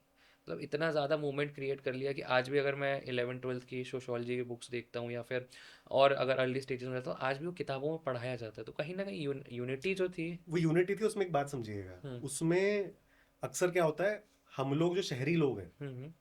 हम में से बहुत सारे लोगों ने तो जंगल भी नहीं देखे होते वो होता है। एक एक एज तक आते आते। तो हमारा जो एनवायरनमेंट के साथ रिलेशनशिप होता है वो बहुत एग्जॉटिक सा होता है। करेक्ट। हम जंगलों के पास जाते हैं अपने लाइजर में मजे करने के लिए। हमारा एनवायरनमेंट से रिलेशन केवल एनवायरनमेंट डे पे होता है, मैं आपको बहुत ऑनेस्टली बता रहा हूँ ये चीज़। नहीं नहीं नहीं, और भी होता है। मैं कह रहा हूँ तुम अभी अभी कभी भी लॉन्ग वीकेंड चलता है तो जनता क्या करती है, वो एनवायरनमेंट के पास तो जाती है। नैनीताल चली जाती है। नैनीताल चले जाते हो, तुम गोवा में भी जाते हो तो गोवा में हरियाली ही तो है at the end of the day. तो हमारा रिलेशनशिप जो बेसिकली एनवायरनमेंट के साथ बना है, वो बना है लाइजर के लिए। पर जो तुमने अभी जैसे चिपको मूवमेंट की बात करी है, मैंने अभी अमृता देवी जी की बात करी, इनका एनवायरनमेंट से संबंध है क्योंकि उनकी दिनचर्या उससे जुड़ी हुई है। उनको अपने घर में यदि खाना बनाना है तो वो जो फायरवुड लेके आएंगी वो जंगल से ही लेके उनका आएंगी। आई कैन से जो उनका ये है ना, रहने सहने का, रहन सहन का जो पूरा वो आश्रित है उस पर वो कैसे। उस इकोसिस्टम का हिस्सा है। और उसके बिना वो आगे शायद सर्वाइवल में भी उन्हें दिक्कत होगी, या बेसिक चीज़ों नहीं में। देखो, उन गाँव से निकल करके जो लोग शहर में आ जाते हैं सर्वाइव तो जो कर ही रहे गांव हैं में ना। अभी भी है, मैं उनकी बात। हाँ, तो मैं कह रहा हूँ सर्वाइवल भी बोल सकते हो, बट मैं उसको मतलब सर्वाइवल बोलना ना सुनने में बहुत मैथमेटिक्स सा लगता है, तो मैं उसको थोड़ा सा एक ह्यूमेन वो हाँ देना चाहूंगा परिभाषा। तो इसलिए मैं बोल रहा हूँ कि दे कोएग्जिस्ट विद इट, हाँ, विद कोई दैट एंटायर एनवायरनमेंट। और इंडिया में ऐसे भी लोग रहे हैं, ऐसे भी साइंटिस्ट रहे हैं। फॉर एग्जाम्पल मैंने माधव गाडगिल जी की बात हाँ, करी थी, माधव गाडगिल जी। जिन्होंने इस बात को बहुत क्लियरली समझाया है कि किस तरह से वो जो इकोसिस्टम के लोग हैं वो उस इकोसिस्टम को हमसे बेहतर समझते हैं। तो आपको यदि एनवायरनमेंट को भी अगर सेव करना है तो जरूरी है कि आप उन इकोसिस्टम के लोगों को एम्पावर करें, तो वो अपने आप ही अपने आसपास के पूरे एनवायरनमेंट को सेव करके रखते हैं। एक बार प्लीज ऑडियंस को माधव गाडगिल जी के बारे में भी थोड़ा सा एक ब्रीफ एक्सप्लेनेशन दे देते हैं। माधव गाडगिल जी के बारे में आप ये समझ सकते हैं कि उनको एक तरह से father of modern Indian environmentalism कहा जाता है। वो इसलिए कहा जाता है कि उन्होंने ही वॉज अ मतलब पायोनियर ऑफ हाँ इन्वायरमेंटलिज्म इन हाँ इंडिया। हाँ, एक तरह से, क्योंकि उन्होंने जिस तरह की दृष्टि लोगों को दी इस पूरे चीज को देखने की, वो बहुत अलग थी। वो बहुत अलग इस तरह से थी कि अब तक, उससे पहले तक हम एनवायरनमेंट की जब स्टडी करते थे या देखते थे तो हमारा वो एक तरह की कैटलॉगिंग होती थी करेक्ट। कि किस एरिया में किस तरह की स्पीशीज हैं, किस तरह के फ्लोरा है, किस तरह का फोना है, और कहाँ पे क्या चीज़ एक्सटिंक्ट होती जा रही है, कहाँ पे बढ़ती जा रही है। उसमें मैं कहूँगा कि कहीं पे भी एक स्टैटिस्टिकल और mathematical way of looking at it वो नहीं था। या वो जो पूरी पढ़ाई थी, वो माधव गडगिल जी अपनी किताब में भी लिखते हैं कि वो पढ़ाई बहुत ज़्यादा सेपरेटेड थी। वो कौन सी किताब है? उनकी 3-4 किताबें हैं। एक तो उनकी है दिस फिशर्ड लैंड, ओके। जो उन्होंने रामचंद्र गुहा जी के साथ लिखी है, वो उनकी सबसे पहली किताब थी if I am not wrong. Okay. उसके बाद उनकी एक है इकोसिस्टम्स एंड एनवायरनमेंट करके, वो भी ओके। उन्होंने उनके साथ ही लिखी थी। और फिर एक उनकी बहुत रीसेंट किताब है, शायद 2024 की ही है, जो उनका मेमोयर था। ओके। बेसिकली उन्होंने अपनी पूरी लाइफ की हिस्ट्री के बारे में लिखा। उसका नाम मुझे भी याद नहीं आ रहा है, पर अगर लोग उनका नाम लिखेंगे तो उनको वो अमेजोन वगैरह कहीं पे भी मिल जाएंगी किताबें। तो he is said to be a pioneer in that field because उन्होंने एनवायरनमेंट और एनवायरनमेंट को सेव करने को देखने का एक बिल्कुल ही अलग तरह का नजरिया दिया। और वो क्योंकि नजरिया बहुत ज्यादा साइंटिफिक था, मैथमेटिक्स पे बेस्ड था, इसलिए वो काम भी करता था। कैसे काम करता है बताता हूँ आपको। जी। उन्होंने एक चीज को हम बोलते हैं Gadgil report, okay. WEEP something उसका नाम है पूरा ऑफिशियली। वेस्टर्न घाट्स के बेसिकली, हाँ, वेस्टर्न मैंने घाट्स। पढ़ी है। हाँ WEP से मुझे नाम याद आया, बहुत हाँ फेमस है ये, तो हाँ बहुत ज़्यादा फेमस है ये। हाँ। तो जो वेस्टर्न घाट्स हैं हमारे, जो हाँ कि आप कह सकते हो कि पूरा मालाबार कोस्ट और उसके हाँ नीचे का हाँ। पूरा हमारा एरिया होता है, वो कितने ज़्यादा फ्रेजाइल है, वहाँ का इकोसिस्टम कितना ज़्यादा फ्रेजाइल है, उसको उन्होंने स्टडी करके एक रिपोर्ट दी थी। और उस पूरे एरिया को उन्होंने मल्टीपल जोन्स में डिवाइड किया था। और उन्होंने 2011 में ये बता दिया था कि ये पर्टिकुलर एरियाज हैं, इनसे छेड़छाड़ मत कीजिएगा, क्योंकि यहाँ पे अगर आप ज़्यादा अर्बनाइजेशन करने की कोशिश करेंगे, ज़्यादा एक्सट्रैक्शन करने की कोशिश हम्म। करेंगे, तो वो एक्सट्रीम वेदर इवेंट्स के मौकों पर हमें ही नुकसान भारी पड़ सकता है। और फिर उसके बाद जब केरला में बाढ़ आई थी, हाँ, तो उस टाइम पे दैट रिपोर्ट की यस, सिग्निफिकेंस पता चली थी। और उसके बाद फिर जब वायनाड में लैंडस्लाइड्स आए थे, हाँ हाँ, अभी साल अभी 2 साल साल पहले, पहले, हाँ। तो लोगों को समझ में आया कि ये बात तो उस व्यक्ति ने 2011 में बता दी थी। कितनी फ्यूचरिस्टिक सोचती, मैं ये सोच रहा हूँ कि मतलब उस इंसान ने जो बात 2011 में कह दी, लोगों ने उसको ठंडे बस्ते में डाल दिया, and that is having still, आज अगर मैं बात करूँ 15 साल 16 साल हो गए, स्टिल उस बात की कितनी ज़्यादा रेलेवेंस है और मतलब। उन्होंने अपनी पता है किताबों में एक फ्रेमवर्क भी दिया है। उन्होंने कहा था कि अगर ओके। तुम इंडियन एनवायरमेंटलिज्म की पूरी प्रॉब्लम को समझना चाहते हो यदि, तो हम्म। उन्होंने एक फ्रेमवर्क दिया है, इसको ऐसे देखो। वो बोलते हैं कि 3 तरह के लोग होते हैं। पहले होते हैं ओमनीवोर्स, दूसरे होते हैं इकोसिस्टम पीपल, और तीसरे होते हैं इकोलॉजिकल रेफ्यूजीज। ठीक ओके। है, अब इनको समझते हैं क्या है। हाँ। सबसे पहला है आपका कि ओमनीवोर्स की मैंने बात करी, तो मैं और आप ओमनीवोर हैं। अच्छा। तो अभी हम जहाँ बैठे हुए हैं वहाँ पे मस्त बिजली आ रही है, तो किसी ना किसी आसपास के कोल्ड फायर पावर प्लांट से आ रही होगी। थोड़ी देर पहले हमने कॉफ़ी पी थी, तो वो कॉफ़ी शायद हो सकता है कर्नाटका के, या हो सकता है देश के बाहर के कहीं के फार्म से बच्चों से मजदूरी करवा करके निकलवाई गई होगी, हमने उसको एक्सप्लॉयटेशन। एक्सप्लॉयटेशन से निकलवाई होगी, हमने उसको पी भी लिया, हमने सोचा भी नहीं सही कि बात शायद है। इसके पीछे कुछ और ऐसा ऐसे रहा होगा। तमाम चीज़ें हमारी डेली मर्रा की हैं जो हम सोचते भी नहीं है कि ये कैसे। सामने की टेबल हो, ये माइक हो, ये हो सकता है किसी स्वेट शॉप के अंदर बना हो चाइना के, सही बात है। चाइना में, है ना। हम्म। जो हमने जूते पहने, जो हमने कपड़े पहने, तो हम बेसिकली इतने ज्यादा, मैं कहूंगा, जो प्रोडक्शन की जगह है और जो एनवायरनमेंट जहाँ से नेचुरल रिसोर्सेज उसका रॉ मटेरियल एक्सट्रैक्ट किया जाता है, उससे इतने ज्यादा डिस्टेंट हो चुके हैं कि पता ही नहीं हमें है। हमें हमारी डेली लाइफ में अकर ही नहीं करता कि ये सब चीजें आती कहाँ से हैं। हम्म। मतलब फॉर एग्जाम्पल, हाँ। आप एक अच्छे जूतों के दुकान में तो जाओगे, तो क्या आपको ये अकर भी करता है कि यहाँ पे एक एक जो आर्टिकल रखा हुआ है हम्म। वो किसी जानवर की, हो सकता है खाल खाल। निकाल करके बनाया गया है, क्योंकि वो अंदर से जो आपका पूरा का पूरा शोरूम होता है तो बिल्कुल सफेद होता है, चकमकाता हुआ। हाँ। पर हो सकता है वहां पे, मतलब कितना खून खराब है उसके पीछे छुपा, हमें पता ही नहीं है, हम देखते ही नहीं उसको इस तरह से। बेसिक्स एग्जांपल जैसे कि पेपर होता है, हम लोग क्वेश्चन पेपर है या फिर आंसर शीट है, 24-24 पन्ने लिख रहे हैं, 2-2 पेज के क्वेश्चन पेपर्स आ रहे हैं। सिर्फ उसमें मैंने सुना है कि ये तो इतने अब तुम्हारे अंदर का स्टूडेंट बोल रहा है मेरे ख्याल से। स्टूडेंट्स के अलावा मुझे एक चीज़ लगती है, जैसे कि हमेशा एक चीज़ मेरा पर्सनली मुझे वो मुद्दा मुझे लगता है, आई एम नॉट सेइंग वो मीम वाली भाषा में say no to exams, I am saying yes to exams for sure. But एक चीज़ है जो मुझे लगता है, जैसे हम बी कॉपीज़ लेते हैं, तो हमने बी कॉपीज़ में किसी बी कॉपी में 4 पन्ने होते हैं, किसी में 8 पन्ने होते हैं। फॉर एग्जाम्पल एक स्टूडेंट 2 बी कॉपीज़ लेता है, तो जितने भी उसने यूज़ कर लिया दैट इज़ तो स्टिल फाइन, कि मतलब उसने अपना आंसर वगैरह लिख दिया। बट हर बी कॉपी या सी कॉपी में कुछ पेजेस बच जाते हैं लास्ट हम्म। में। It can be 2 pages 3 pages, वो पेजेस पे कोई ध्यान नहीं देता। That is counted as a copy, but still जो पेजेस हैं अप्रॉक्स 4 से 5 पेजेस हैं ऑन एन एवरेज एक स्टूडेंट के, वो बच जाते हैं और वो भी वेस्ट हो जा रहे हैं, but nobody is even thinking about it. तो वो भी कहीं ना कहीं तुम इन्वायरमेंटल। वो छोड़ो, मैं तो कह रहा हूँ हर स्टूडेंट की जो कॉपी होती है उसके पीछे एक पेज होता है जिसमें वो बैठ के अपने साइन जो हाँ। है प्रैक्टिस कर रहा होता है कि मैं जब बड़ा हो जाऊंगा मुझसे कोई ऑटोग्राफ मांगेगा तो अपना साइन किस तरह दिया करूंगा। तो हम पेपर को तो बिना मतलब, या सोचते ही नहीं है। या तुम्हारा रिसेस होता है, हाँ तो हाँ। उसमें कितनी बार होता है कि तुम कोई पेपर का बनाते हो, बॉल मार मारते हो पड़ो, किसी को। हाँ।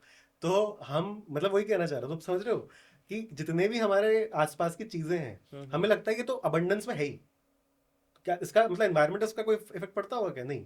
तो ये है ओमनीवोर्स, हम्म।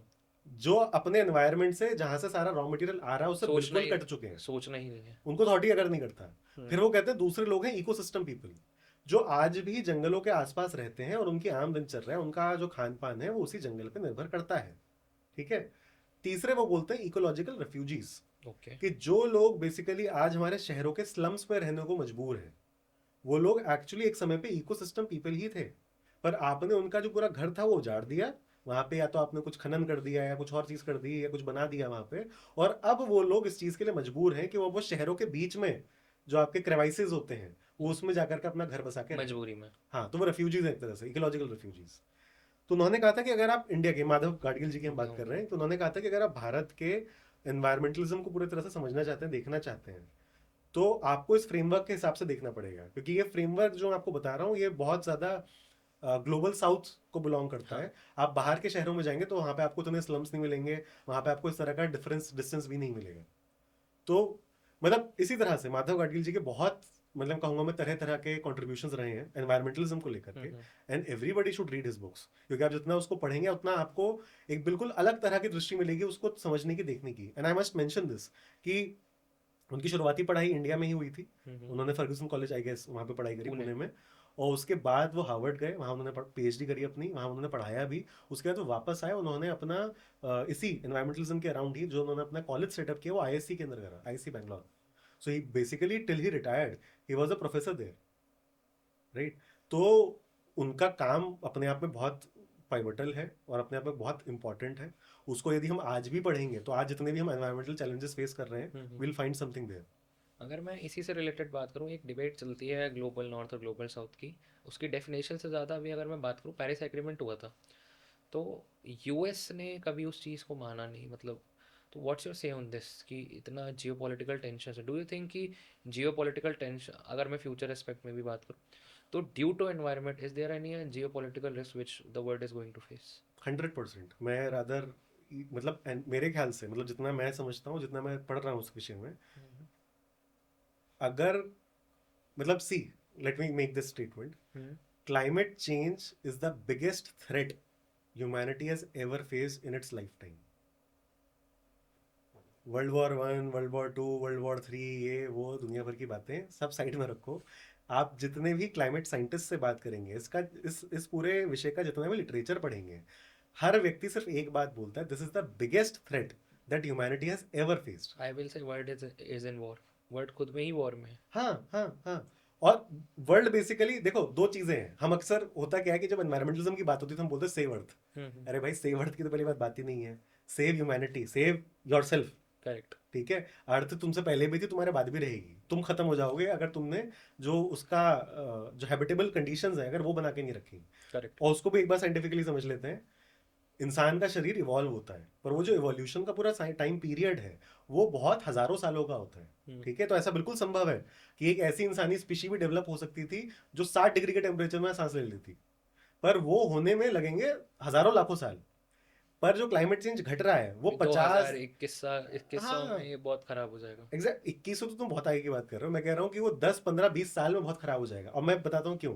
अभी थोड़े दिनों पहले वर्ल्ड इकोनॉमिक फोरम हुआ हाँ दावोस में, सब लोग हाँ मिले, बातचीत हुई। हाँ। तो दावोस में जो वर्ल्ड इकोनॉमिक फोरम है हम्म। आपका, उसने एक रिपोर्ट निकाली थी अपनी, ग्लोबल रिस्क परसेप्शन रिपोर्ट 2026 की। 2026 की, हाँ। तो उसमें वो क्या करते हैं कि उन्होंने 1300 जो आपके, मैं कहूँगा एक तरह से साइंटिस्ट हैं या बिजनेस लीडर्स हैं, उन सबसे बात करी। Stakeholders. स्टेक होल्डर्स है बेसिकली। उन लोगों से बात करी, उन्होंने एक पूरा का पूरा सर्वे किया और पता करने की कोशिश करी कि उनके हिसाब से आने वाले 2 साल में और आने वाले 10 साल के टाइम पीरियड में वो ऐसी कौन सी चीजें हैं जो सबसे बड़ा रिस्क थ्रेट है इंसान के लिए।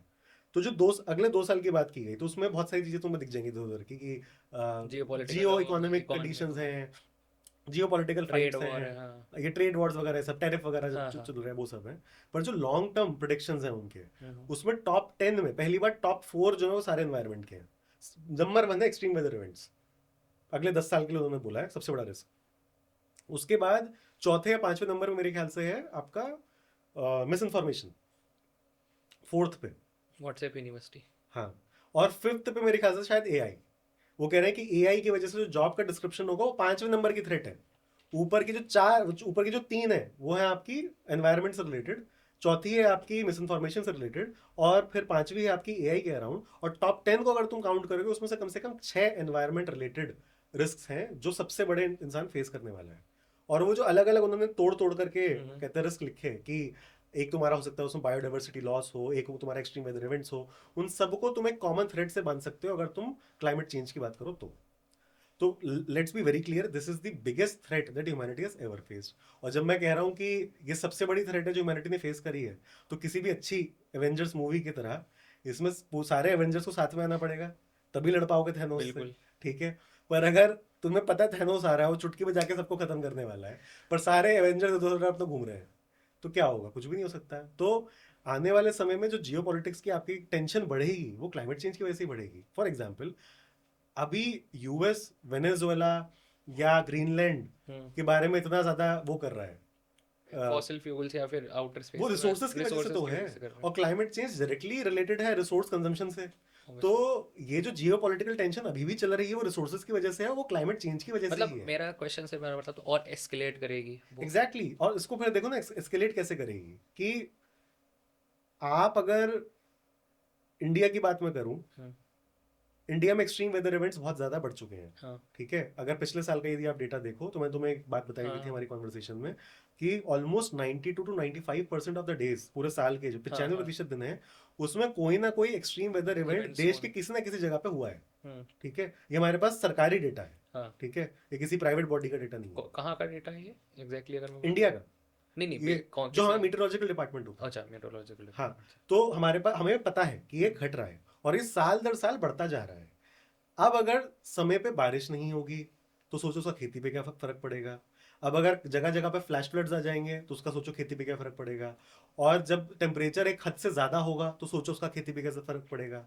और जब सब चीजें खेती पे फर्क डालेंगी तो अपने आप ही आपका जो खाना होगा वो, बेकार मतलब डिग्रेड हो जाएगा। मैं कह रहा हूँ उसकी जो सप्लाई है वही कम हो जाएगी। हाँ और हाँ। सप्लाई कम हो जाएगी तो उसका मतलब है उसके प्राइस बढ़ेंगे। उसके प्राइस बढ़ेंगे तो आपके देश में, हम सब जानते हैं, डिमांड एंड सप्लाई। हाँ, अभी थोड़े दिनों पहले इंडस वाली रिपोर्ट आई थी, उसने सीधे ये कहा था कि देश के 100 करोड़ लोगों के पास डिस्पेंसेबल इनकम ही नहीं है।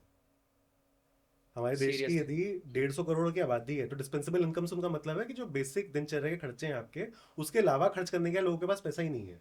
तो इसका मतलब ये हो गया कि अगर अभी जो चीजों के दाम हैं वो उससे ज्यादा बढ़ेंगे, तो लोगों के पास एक्स्ट्रा देने के पैसे अगर ही नहीं है। अगर मैं इसी में एक चीज़ ऐड ऑन करना चाहूँगा, not related to this topic, अगर मैं इसी में ऐड ऑन करना चाहूँगा कि एक स्टारबक्स की कॉफ़ी बेसिक बहुत बड़ा आउटलेट है, सब जानते हैं, या कोई बेसिक खाने पीने की अच्छी जगह मैकडी हो गया, which is a western thing I can से। तो बेसिक चीज़ है खाने के लिए, हमारे आपके लिए तो शायद बहुत कॉमन है, लेकिन एक बहुत बड़ा चंक है इस देश में जिसके लिए स्टारबक्स, मैकडी या फिर किसी भी ऐसी जगह पे जाके खाना इज़ अ बिग इवेंट। सो भाई वो एस्पिरेशनल है, लोग आज इंस्पिरेशन, भी चाहते हैं कि एक दिन ऐसा आएगा कि वो अपना बर्थडे जो है मैकडी के अंदर सेलिब्रेट बिल्कुल, करेंगे। ये मैंने मतलब I was travelling somewhere, I just want to share one thing. तो मेरे से छोटा उम्र का एक लड़का था, आई गेस उसकी मुश्किल से उम्र 13-14 साल होगी। ही आस्क्ड मी कि भैया पेन ले लो। मैंने, I was on a train, तो I was in a sleeper coach, तो मैंने कहा नहीं यार, मन नहीं, I was going to my home town, भैया ले लो। मैंने कहा नहीं यार, कोई ज़रूरत नहीं है, क्यों मैं अपने बेवजह से पेन लूँ। तो भैया ले लो, उसने तीसरी बार बोला, तो मैंने कहा क्या हो गया, इतना क्यों ज़बरदस्ती करो, ऐसे आदमी को लोग यूजुअली डांट देते हैं, बट दे डोंट नो कि उसके लिए, आपके लिए जो 10 रुपये का पेन जो कि शायद किसी काम का नहीं है उस पर्टिकुलर मोमेंट पे, वो कितना ज़्यादा इंपॉर्टेंस रखता है उस बच्चे के लिए, ऐसे कई लोगों के लिए, ऐसे तब गरीब तबके के लिए। तो मैंने उससे पूछा क्यों, क्या हो गया, तो कह रहा भैया भूख लगी है। मैंने कहा अच्छा। उस टाइम पे बज रहे थे, ऐसे ही बज रहे होंगे 11-12 सुबह के। तो मैंने उससे पूछा कि क्यों, क्या हो गया, कह रहा भूख लगी है। तो मैंने कहा खा लो। कह रहा पैसे नहीं है। तो मैंने, मुझे तब आई थॉट कि कुछ तो है गड़बड़। तो मैंने कहा कि क्या करोगे पैसे का। तो ही आस्क्ड मी कि एक समोसा खा लूँगा। मैंने कहा फिर कब खाओगे। फिर मेरी उससे बात शुरू हुई। तो ही टोल्ड मी कि अब मैं इसके बाद सीधा डिनर करूँगा। एक समोसे से एक 13 साल का बच्चा 8 बजे तक या पूरे दिन में, मैं कह सकता हूँ सर्वाइव करेगा। मैंने कहा आखिरी बार कब खाया था। और उसको उसकी, सर्वाइवल का मतलब है कि पूरे दिन बैठ के चलेगा, लोगों के पीछे पीछे दौड़ेगा कि एक हाँ, पेन ले लो। एक पेन ले लूँ। तो मैंने कहा तुम्हारे घर वाले कहाँ हैं। तो ही टोल्ड मी कि फादर नहीं है, एंड मम्मी जो है वो सब्जी बेचती हैं। सो उस टाइम पे मुझे एक चीज़ बहुत थॉट लगी कि इस देश में, not because of anyone's fault, but एक बेसिक सी चीज़ है कि इतनी ज़्यादा डिफरेंसेस हैं इकोनॉमिकली, कि शायद एक बेसिक जो चीज़ हमारे 10 रुपए का पेन है जो मैं हर दिन खो देता हूँ शायद, वो किसी के लिए एक जीवन की दिनचर्या का बहुत बड़ा पार्ट है। तो उस दिन मुझे उस चीज़ की समझ में आई, उस दिन मुझे 10 रुपए की वैल्यू समझ में आई। फिर मैंने उस बच्चे को खाना भी खिलाया कि यार तुम खा लो, पेन तो मैं ले ही लूँगा, तुम खाना भी खा लो और पेट भर के खा लो। तो उस दिन मुझे इतना सोचने पे मैं मजबूर हुआ कि क्या 10-10 रुपये लोगों के लिए इतना मैटर कर सकते हैं। मेरे साथ ऐसे बहुत सारे इवेंट्स हुए हैं। तो फिर मैं हमेशा, मेरे सामने कोई भी आता है तो मैं यही सोचता हूँ कि अगर वो मेरे पास आया है, मैं कुछ खरीदूँ या ना खरीदूँ, कम से कम एक सेंस ऑफ रिस्पेक्ट रखूँ एक सामने वाले के लिए, उसे डांट के ना भगा दूँ या नहीं चाहिए जाओ यहाँ से ऐसे ना बोल के। हो सकता है उस 10 रुपये के पेन के पीछे बहुत बड़ी स्टोरी हो। सो हम्म। इससे ही अगर हम इन्वायरमेंट को भी रिलेट करें या स्टारबक्स जैसे। पर मैं इसी जो तुमने बात अभी कही है ना, हम्म, इसी से क्लाइमेट चेंज पे भी आना चाहता हूँ हाँ कि प्लीज़।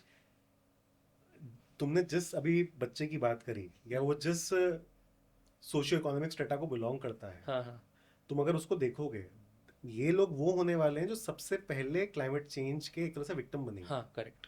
राइट। अभी पंजाब के अंदर यदि बाढ़ आई, हम्म। और बाढ़ आने के बाद लोगों के घर तबाह हो गए, लोगों की खेती तबाह हो गई, तो उसका मतलब वो उस साल तो कुछ कमा नहीं पाएंगे बेच करके। बिल्कुल। सरकार अपनी ओर से कुछ मुआवजा देती है, पर वो मुआवजा बहुत मिनिस्कुल होता है। हाँ, जिस व्यक्ति का घर अब खत्म हो गया है, उसको हो सकता है सरकार ने कोई 1 लाख रुपए कुछ दे दिया, 50,000 रुपए दे दिए। 1,50,000 में कोई घर नहीं बनता। घर नहीं बनता, घर का सामान भी नहीं आ सकता।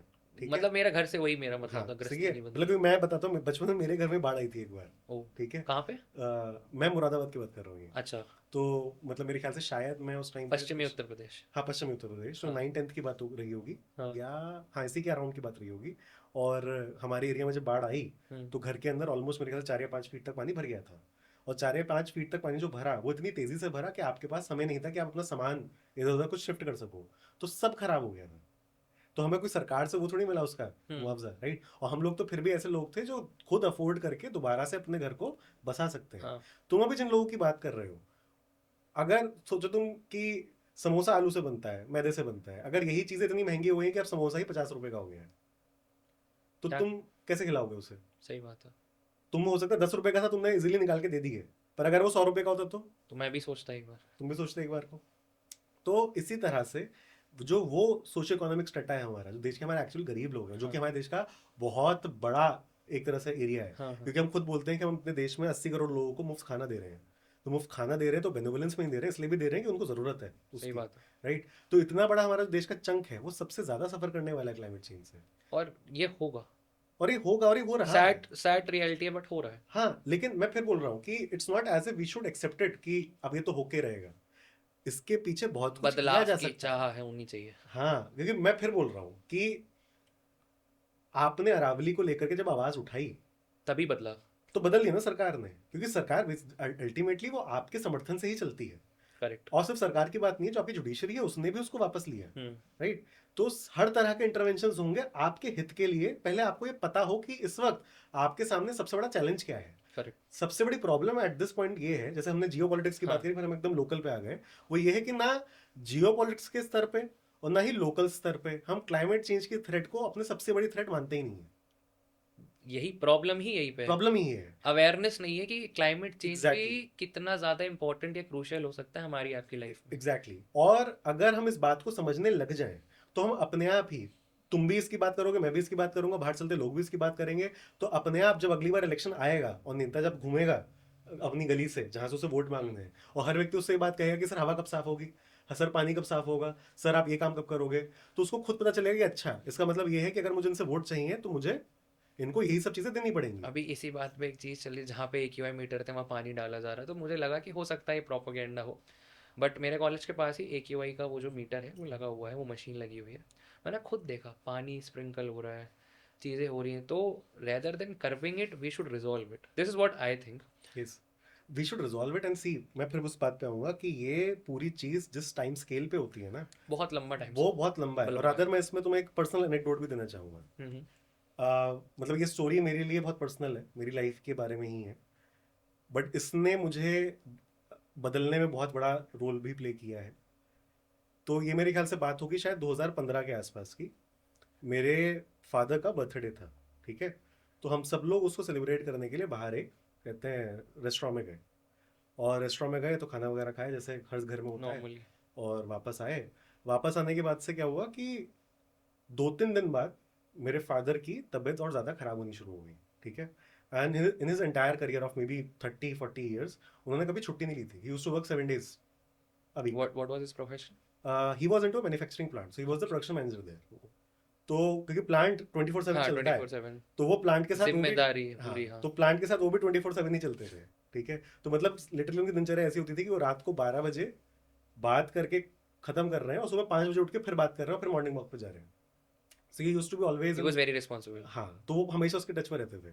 तो उन्होंने कभी मतलब घर की शादियों के लिए, कुछ त्योहारों के लिए कभी छुट्टी भी नहीं ली। वो मतलब होली और दिवाली पे भी जाते थे, समझ रहा हूँ। ठीक है? काम से प्यार था उन्हें। हाँ, तो अब जब उनकी तबीयत खराब होनी शुरू हुई तो for the first time he had to take holidays में भी 3 or 4 days, राइट? ओके। तो उन्होंने 3-4 दिन की छुट्टी ली। उन्होंने 3-4 दिन की छुट्टी ली। तो अब मैं उस टाइम पे कॉलेज में जाता था, मैं सेकेंड ईयर में था। तो मुझे थोड़ा सा खटका कि पापा कभी इस तरह छुट्टी नहीं लेते, पर ठीक है, कुछ बात हुई होगी, ठीक हो जाएंगे। तो मेरा अपना कॉलेज चल रहा है वहाँ पे, अब पापा घर पे हैं, ठीक है? उसके बाद क्या हुआ, वो चीज़ उन्होंने कहा कि अब सब कुछ ठीक हो गया, ठीक है, और मैं कल से ऑफिस जाऊँगा। वो नेक्स्ट डे गए ऑफिस के लिए और उनकी गाड़ी में बैठते ही तबीयत खराब हो गई। तो उनको फिर ऑफिस से वापस भेजा गया कि अभी आप नहीं ज्वाइन करेंगे, अभी आपकी तबीयत सही नहीं हुई है, पहले पूरी तरह से ठीक हो जाइए फिर आइए। उसके बाद उनको डॉक्टर के पास लेके गए। डॉक्टर के पास जब लेके गए तो डॉक्टर ने उनको रिकमेंड करा कि आप एमआरआई करवाइए। जब उन्होंने एमआरआई करवाया तो पता चला वहाँ से हमें कि उनको ब्रेन कैंसर है, ठीक है? शिट। और ब्रेन कैंसर भी अपनी 4th स्टेज पर है। उसको बेसिकली टेक्निकली उसका नाम होता है GBM स्टेज 4, ओके। ग्लायोब्लास्टोमा मल्टीफोरियम। ये उस टाइप का, बेसिकली 200 तरह के कैंसर आपके शरीर में हो सकते हैं, उसमें से ये एक तरह का कैंसर है। और ये कैंसर कुछ ऐसा होता है कि अगर आपके ब्रेन में ट्यूमर है फॉर एग्जांपल, और this is a sensitive subject तो लोग ध्यान से सुने, कि तो अगर वो कंसंट्रेटेड एक जगह पे तो आप उसको ऑपरेशन से बाहर निकाल सकते हैं। ठीक है। बट अगर वो इस तरह का है कि वो आपके पूरे दिमाग में फैला हुआ है, बटरफ्लाई की तरह, ठीक है, तो उसको आप फिर एक्सट्रैक्ट नहीं कर सकते, ऑपरेशन से निकाल नहीं कहाँ से सकते। आदमी निकालेगा? यस, एंड उसको फिर ट्रीट करने के लिए यदि आप कोई वो भी करेंगे, मैं कहूँगा कि थेरेपी जैसे भी। रेडिएशन हाँ, होता है, ये सब चीज़ें होती हैं, कीमोथेरेपी। हाँ, तो वो आपके ब्रेन के बहुत बड़े रीजन को इम्पैक्ट करेगा। तो उसकी वजह से आपकी क्वालिटी ऑफ लाइफ पे भी उसका इम्पैक्ट आएगा। तो ये चीज़ हमें धीरे धीरे करके उस 3-4 दिन के पीरियड में पता चली, समझ में आई।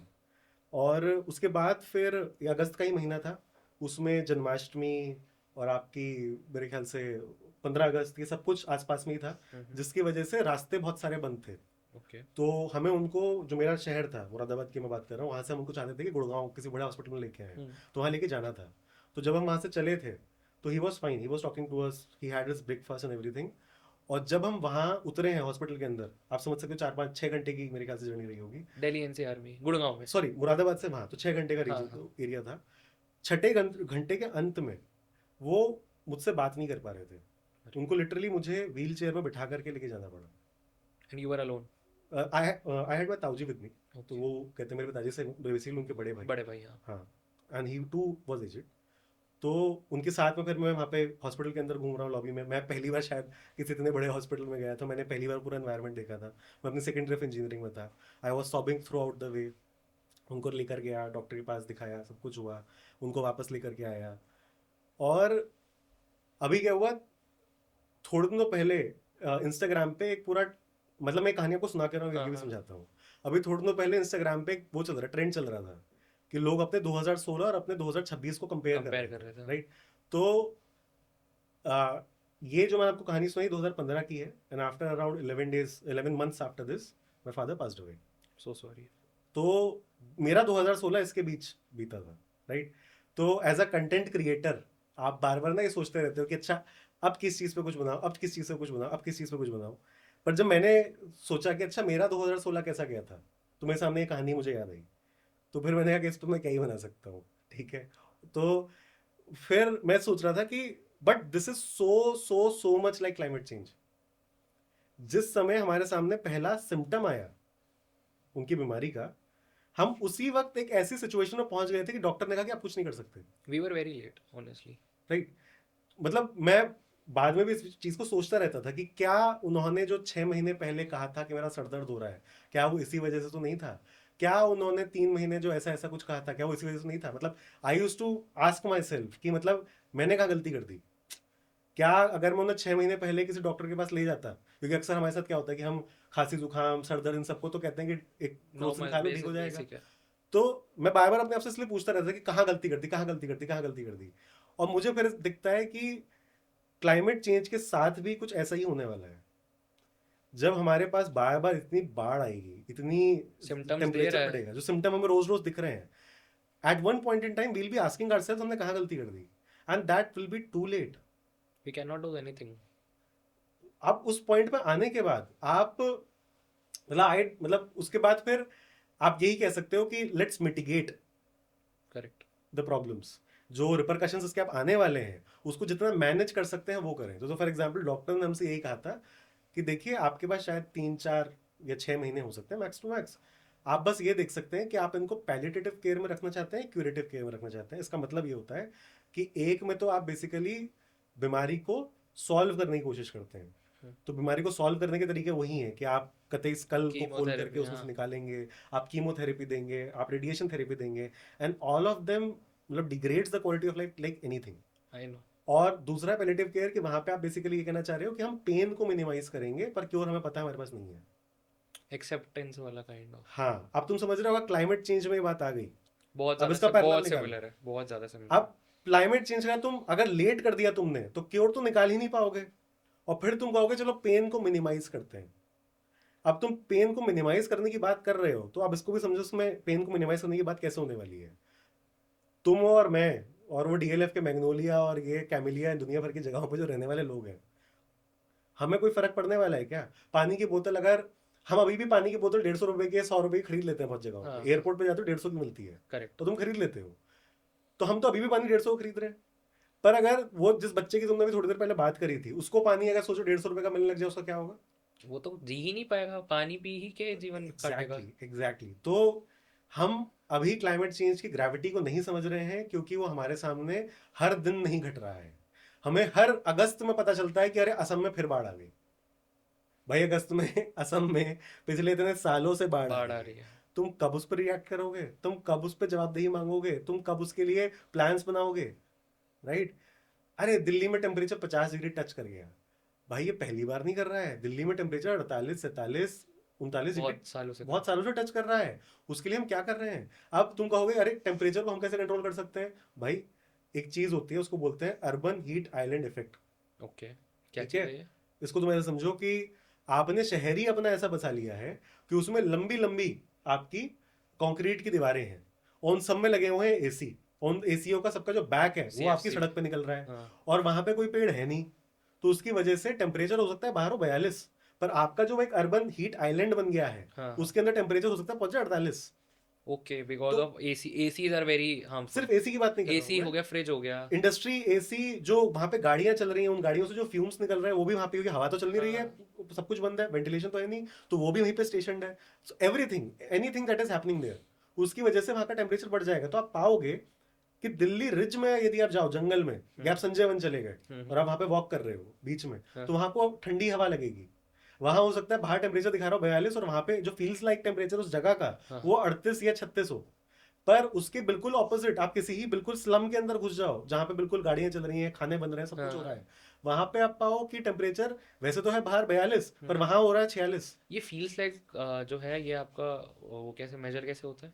देखो फील्स लाइक टेम्परेचर मैं एक एग्जांपल के तौर पे बोल रहा हूँ, पर मेरा उससे पॉइंट ये है कि तुम अगर हमारे जैसे घर की घड़ियों में देखा तुमने टेम्परेचर का स्केल होता है, हाँ हाँ। तो तुम अगर उस टेम्परेचर स्केल को शहर के अलग अलग रीजन्स में लेकर जाओगे तो हर जगह पर तुम्हें टेम्परेचर अलग तरह का दिखेगा, ओके। वो यूनिफॉर्म नहीं होगा। हमारे पास जो हमारे कहते हैं फोन के अंदर टेम्परेचर आता है वो किसी एक पर्टिकुलर वेदर स्टेशन का टेम्परेचर है। ओके। AQI भी तुमने देखा होगा दिल्ली के अंदर वेरी करता है बहुत ज्यादा, हाँ, बहुत ज़्यादा। तो वो उस पर्टिकुलर वेदर स्टेशन का क्या AQI है वो है। ओके। ठीक है, तो उसी तरह से मैं जब टेम्परेचर की बात कर रहा हूँ तो मैं कह रहा हूँ हमें ये अच्छे से पता है जहां पे पेड़ होते हैं वहां पे टेम्परेचर लो होता है, और जहां पे पेड़ दूर दूर तक नहीं होते, सिर्फ कंक्रीट की इमारतें तो होती है वहाँ सिर्फ, तो और हाई वहां होगा। टेम्परेचर हाई होता है। तो हम इसके लिए बहुत कुछ कर सकते हैं, so it's not as if we need to just simply accept it, we just simply need to be aware of it, and then we need to ask for the right solutions from the right people who are answerable for all of this। पर जब तक आम आदमी ही इसकी importance नहीं समझेगा तब तक जो लोग उसको ये सॉल्यूशंस प्रोवाइड कर सकते हैं वो भी इसको इंपॉर्टेंटली नहीं लेंगे, और वो जब उसको इंपॉर्टेंट कंसीडर ही नहीं करेंगे तो कुछ काम भी नहीं होगा। अब इसी को हम लोग कैरी ऑन करते हुए आगे बढ़ते हैं, लेकिन थोड़ा सा इन्वायरमेंट से हट के मैंने आपकी वीडियोस देखे हैं। आई have seen that you love Indian freedom struggle. I have seen your videos. Hmm. Who is your favourite, I can से, Indian freedom fighter? Any name? यार मैं फिर बोलूँ एक चीज, अगर मुझे सारे एवेंजर्स पसंद है तो मैं किसी एक का नाम क्यों लूँ? मैं कैसे कह दूँ कि आयरन मैन जो वो थॉर से बेहतर है? एक तो होगा थोड़ा सा स्लाइटली आपको थोड़ा ज़्यादा इंक्लाइनेशन में, कहता हूँ। मैं बताऊं तुम्हें, मैं जिसको जिस समय बहुत ज्यादा पढ़ता हूँ मुझे वो सबसे बढ़िया लगता है। अभी किसको पढ़ तो रहे हैं? मैं भगत सिंह हो, या BR अम्बेडकर हो, या जवाहरलाल नेहरू हो, चाहे वो महात्मा गांधी हो, चाहे, मैंने बहुत सारी कहानियां पढ़ी जो कि, मैं किताब का नाम भूल रहा हूँ, द लास्ट हीरोज नाम है उनका, किताब का नाम है, पी साईनाथ जी की किताब है। ओके। उसमें उन्होंने एक बहुत अलग तरह की बात करी जो मेरे लिए बहुत अच्छी थी। उन्होंने बोला कि अगर कोई व्यक्ति, मतलब हमें जो नाम पता है वो मुट्ठी भर है, कुछ दर्जनों नाम है, ठीक है, तुम बहुत 20 सारे दबे हुए नाम हैं। दबे हुए छोड़ो, मैं कह रहा हूँ कोई व्यक्ति अगर उसका ड्राइवर था हम्म। तो वो क्यों नहीं फ्रीडम फाइटर था? The last heroes. The last heroes नाम है किताब का, पी साईनाथ जी की पी किताब है। रायसाइनाथ जी के यहाँ। तो उन्होंने इस तरह की बहुत सारी कहानी बताई है, मैं जिस कहानी को भी उसमें पढ़ रहा हूँ उस किताब में, मेरे लिए वो भी बहुत इंपॉर्टेंट है, समझ रहे हो? अब मैं उसमें चंद्रशेखर आजाद का नाम जोड़ूं, मैं उसमें सुखदेव का नाम जोड़ूं, मैं उसमें अशफाकुल्ला खान का नाम जोड़ूं, ऑल बहुत ऑफ लोग तो देम। अशफाक उल्ला खान को जानते नहीं है, पंडित राम प्रसाद बिस्मिल को नहीं जानते। हाँ, तो अब मैं कह रहा हूँ, मैं इन जितने भी नाम मैंने तुम्हें भी लिए हैं, और मैंने ये बस 1% नाम लिए हैं, हाँ सरदार हाँ, पटेल भी उसमें है, बिल्कुल। उसमें कहते हैं महादेव रानडे को भी मैं उसमें ऐड कर सकता हूँ। हाँ, MG हाँ, रनाडे। हाँ, तो अब उसमें बहुत सारे लोग हैं। अब ये इवन मैं छोड़ो, मैं कह रहा हूँ नारायण गुरु, नाम सुना है तुमने हाँ उनका? हाँ हाँ। केरला में थे, वो एक तरह का सोशल ट्रांसफॉर्मेशन लेकर के आ रहे थे, पर उस सोशल ट्रांसफॉर्मेशन की वजह से जो पब्लिक अवेयरनेस में इंक्रीमेंट हुआ उसको आप कैसे पीछे छोड़ सकते हो? या मैं कह रहा हूँ तुम फ्रीडम मूवमेंट को और पीछे जाओ, राजा राम मोहन रॉय हैं, हाँ, ईश्वर चंद्र विद्यासागर हैं, स्वामी विवेकानंद हैं, तो basically there are so many towering they are तो figures. Social reformers, I can say, जैसे कि मैं अगर बट पढ़ता। मैं कह रहा हूँ वो सोशल रिफॉर्मेंट अगर नहीं होता तो फ्रीडम स्ट्रगल नहीं आता। बिल्कुल, क्योंकि जैसे कि मैं अभी इसी में आपको बात में ऐड ऑन करना चाहूँगा। जो राजा राम मोहन रॉय थे, सबको पता है कि उन्होंने जो सती है उसको एबॉलिश कराया, लेकिन एक उनका पर्सपेक्टिव ये भी, ये भी चीज़ें लोग नहीं जानते, जो हमारी बेसिक लाइफ स्टाइल है। हम लोग जैसे आज एक जर्नलिज्म मीडिया की बात करते हैं, he was called the father of Indian journalism, I can से, जो हाँ हाँ, उन्होंने इंडियन सबसे पहले लैंग्वेज अखबार, अखबार निकाला यस था, यस यस। मिरातुल अखबार करके। जो बंगाल गजेट था जो हिक्की का अगस्त 21 का वो आया, लेकिन उसके अलावा जो भारतीय लैंग्वेज में जो स्प्रेड करने की अवेयरनेस की बात थी वो जो थी, वो हमारे जो राजा राममोहन रॉय उन्होंने करी। या अगर मैं इसी में एक नाम और ऐड करूँ तो आपने नाम लिया ईश्वरचंद्र विद्यासागर का, उनका जो अखबार था सोम प्रकाश। तो ये सारी बेसिक जो रिफॉर्म्स हैं, जैसे कि उन्होंने विडो रीमैरिज की बात करी थी ईश्वरचंद्र विद्यासागर ने, अगर ये सारे सोशोलॉजिकल रिफॉर्म्स नहीं होते तो शायद जो हमारा सोशियो पॉलिटिकल डिफरेंसेस आए थे 20th सेंचुरी में, वो इस 19th सेंचुरी से ही बैक होते थे। सो मेरा जो इससे रिलेटेड एक आपसे क्वेश्चन ये रहेगा कि what do you think any particular change which you felt like कि शुरुआत तभी हो गई थी, ऐसे तो बहुत सारी चीज़ें हैं but the most appropriate I can से, जो शुरुआत तभी हो गई थी लेकिन आज के समय में उसकी सबसे ज़्यादा रेलेवेंसी है, सबसे ज़्यादा ज़रूरत है उसको रिफॉर्म करने की। रिफॉर्म करने की। हाँ, कोई भी ऐसी सोशो सोशियो सोशियो मैं इसमें टैबू। तो मैं एक चीज़ कहूँगा कि मेरे ख्याल से मतलब हम्म। इसको यदि उसको मैं क्लाइमेट चेंज से भी यदि जोड़ूं, तो सबसे पहले तो मैं यही कहना चाहूँगा कि ये लोगों को बड़ा ऑड लगता है कि मैं एक तरफ कुछ रील्स बनाता आप हूँ। आपका नीश नहीं लोगों को समझ में आता है। हाँ, तो मैं एक तरफ क्लाइमेट चेंज पे भी रील्स बना रहा हूँ हाँ, और उसकी जगह मैं फिर हिस्ट्री पे भी रील्स बना रहा हूँ, तो हाँ, लोग समझ नहीं पाते कि एग्जैक्टली मैं कौन हूँ, क्या हूँ, कैसे कर रहा हूँ। तो मैंने पहले ही बताया कि ना मेरा I am not a trained historian, I am not a trained climate scientist, but I like to read. और ये चीज़ें क्योंकि मेरे इंटरेस्ट की रही हैं, तो मैं इसमें हमेशा एक जगह से शुरू करता हूँ, पता नहीं कहाँ कहाँ घुसता रहता हूँ। तो मुझे हमेशा से कुछ नया मिलता रहता है। हाँ। मेरी कोशिश ये रहती है कि मैं प्राइमरी ऑथेंटिक सोर्स की बातों को सिंप्लीफाई करके लोगों तक समझा सकूँ। तो मैं दोनों को क्यों टेकअप हम्म। करता हूँ, मैं रादर मेरा जो पोस्टिंग का स्केड्यूल भी है वो भी कुछ ऐसा ही है कि अच्छा। एक दिन यदि क्लाइमेट चेंज पे बात करूंगा तो नेक्स्ट डे हिस्ट्री पे बात करूंगा। वो मैं इसलिए करता हूँ क्योंकि मुझे दिखता है कि क्लाइमेट चेंज अपने आप में एक ऐसा सब्जेक्ट है, कोई भी नया व्यक्ति अगर उसमें घुसेगा तो वो उसको बहुत ज़्यादा ओवरवेलमिंग लगेगा। उसको लगेगा यार इसमें सिर्फ बैड न्यूज़ ही है क्या? मतलब कहीं पे कुछ गुड न्यूज़ मिल ही नहीं रही है। तो आप बहुत ज़्यादा, एक तरह से मैं कहूँगा कि डिप्रेस सा फील करने लग जाते हो, उसको ज़्यादा हाँ। बहुत पढ़ते हो, बहुत सुनते हो। जैसे मेरे कमेंट्स भी आते हैं मेरे पास कि यार तुम सारे वीडियोस में बस प्रॉब्लम ही बताते रहते हो, सोल्यूशन क्यों नहीं बता रहे? प्रॉब्लम बताते रहे, सोल्यूशन क्यों नहीं बता रहे? प्रॉब्लम्स पहले आइडेंटिफाई कर लें, सॉल्यूशन। Exactly exactly. अभी लोगों को प्रॉब्लम ही समझ नहीं आ रही है, क्योंकि जिस दिन तुम्हें सबको प्रॉब्लम समझ में आ गई, सोल्यूशंस बहुत बेसिक हैं और सबके डिमांड एंड कनेक्टेड है। सप्लाई, जो आपने भी मेरे यहाँ से बात भी हुई एग्जैक्टली है। exactly. तो मुझे इसलिए फिर लगता है कि अगर मैं कह रहा हूँ क्लाइमेट चेंज जो है वो दुनिया के सामने आज तक का सबसे बड़ा थ्रेट है, तो उसी तरह से अगर मैं इंडियंस की बात करूँ, इंसानों की बात करूँ, तो इंडियंस के सामने पिछले रिसेंट हिस्ट्री में जो सबसे बड़ा मैं कहूँगा एक जो थ्रेट था या चैलेंज था, hmm. That was our dependence on the Britishers, the British India, हाँ, राइट? British India। तो हमने उसको ओवरकम कैसे किया, उसमें कितने सारे लोग इन्वॉल्व थे और कितनी कितनी अलग दिशाओं से इन्वॉल्व थे, and they were all trying different ways. मतलब अभी थोड़ी देर पहले हम पराक्रम दिवस मना के चुके हैं, हाँ, तो वहाँ हाँ। पे हमारे सुभाष सुभाष चंद्र चंद्र बोस बोस जी जी का, हैं, हाँ, वहाँ 23 जनवरी को। हाँ वहाँ पे भगत सिंह भी हैं। अभी कल लाला लाजपत राय जी का कहते हैं बर्थडे है, हम्म। तो तुम पाओगे कि गदर मूवमेंट किस तरह से चल रही थी यूएस के अंदर, हाँ, हाँ। वो एक बिल्कुल ही अलग हिस्ट्री है। तो मतलब या यहाँ पे तुम अगर गांधी जी की बात करो, 30 तारीख को उनकी इस पे पुण्यतिथि है। मेरा आपसे एक क्वेश्चन है गांधी जी हाँ। पे। आजकल मैं अभी मेरी आपसे बात भी हुई थी, मिस इन्फॉर्मेशन की बात हो रही हम्म। थी। एक हमारे भारत भारत में बहुत फेमस चीज़ आपने भी सुनी होगी, मैंने नाम भी लिया, व्हाट्सएप यूनिवर्सिटी, हाँ। जो कि एक स्लैंग आई कैन से है। मतलब मिस इन्फॉर्मेशन बहुत ज़्यादा फैली हुई है, तो अभी एक मिस इन्फॉर्मेशन चल रही है कि गांधी जी की वजह से देश का बंटवारा हुआ, या गांधी जी को हेट रेप मिलती रहती है। सब समटाइम्स इट्स लाइक कि लोग मजाक में बोल देते हैं, बट यूजुअली जो मैंने यूथ के टाइम पे अभी देखा है, एक बहुत जो जैसे कह सकते हैं कि मिसकंसेप्शन चला हुआ है। मैंने तो पढ़ा है गांधी जी को, चाहे एक्सपेरिमेंट्स विद माय ट्रुथ हो या फिर रामचंद्र गुहा की इंडिया आफ्टर गांधी हो, तो मुझे रियलिटीज़ पता है। बट एक बहुत बड़ा मेजर चंक है, I can say major chunk है, जो गांधी जी को ये समझता है कि he was not the person जिसकी वजह से, आई एम नॉट सेइंग कि एक इंसान की वजह से हुआ, बट उनको कुछ समझता नहीं है उनका या। कोई रोल ही नहीं था, हाँ, रोल नहीं था। या वो नहीं होते तो और पहले आज़ादी मिल जाती। ये था, देश का बंटवारा हो गया, and he was along with Nehru, he was considered as the person who used to sleep with many girls, so several things goes. So what's your say on this? खैर सबसे पहली बात, मैं भी ना कभी ये नहीं बोलता कि मैंने गांधी जी को पढ़ा है। पता है क्यों? अगर तुम साबरमती आश्रम जाओ अहमदाबाद में, मैं गया हूँ। ठीक है, और वहाँ पे उनसे मांगो कि मुझे आप ना complete works of Mahatma Gandhi दे दीजिए, पता है उसमें कितनी वॉल्यूम्स हैं? नहीं, मैंने ये। 100 से ज़्यादा। Mahatma Gandhi at his core he was a journalist and हाँ, हाँ, राइटर। हाँ, it was a Young India और दुनिया भर के जो यंग पेपर्स इंडिया, थे, नवजीवन, हाँ, तो भाई वो रोज लिखते थे और वो बहुत सारा लिखते थे। हरजन पेपर था। हाँ, तो उनके तुम अगर उनका जो वर्क है उसको तुम अगर इनकैप्सुलेट करने की कोशिश करो तो उनकी लाइफ के आखिरी के 30-40 साल में ही उन्होंने ना जाने कितना सारा लिटरेचर प्रोड्यूस किया है। जर्नलिज्म में तो बहुत बड़ा नाम है गांधी जी का। Exactly exactly. तो लोग इस बात को पहली बात तो समझते नहीं है कि आप सिर्फ माय एक्सपेरिमेंट्स फॉर ट्रुथ के 4 पन्ने पढ़ करके उनके अगर चरित्र पे हाँ, उंगली उठाना चाहते हैं। मैं नहीं उठा रहा। नहीं नहीं नहीं, जो करना चाहते हैं हाँ वो हाँ, पहली बात तो ये नहीं समझ रहे हैं कि भाई वो बातें आपको उसी व्यक्ति ने बताई हैं।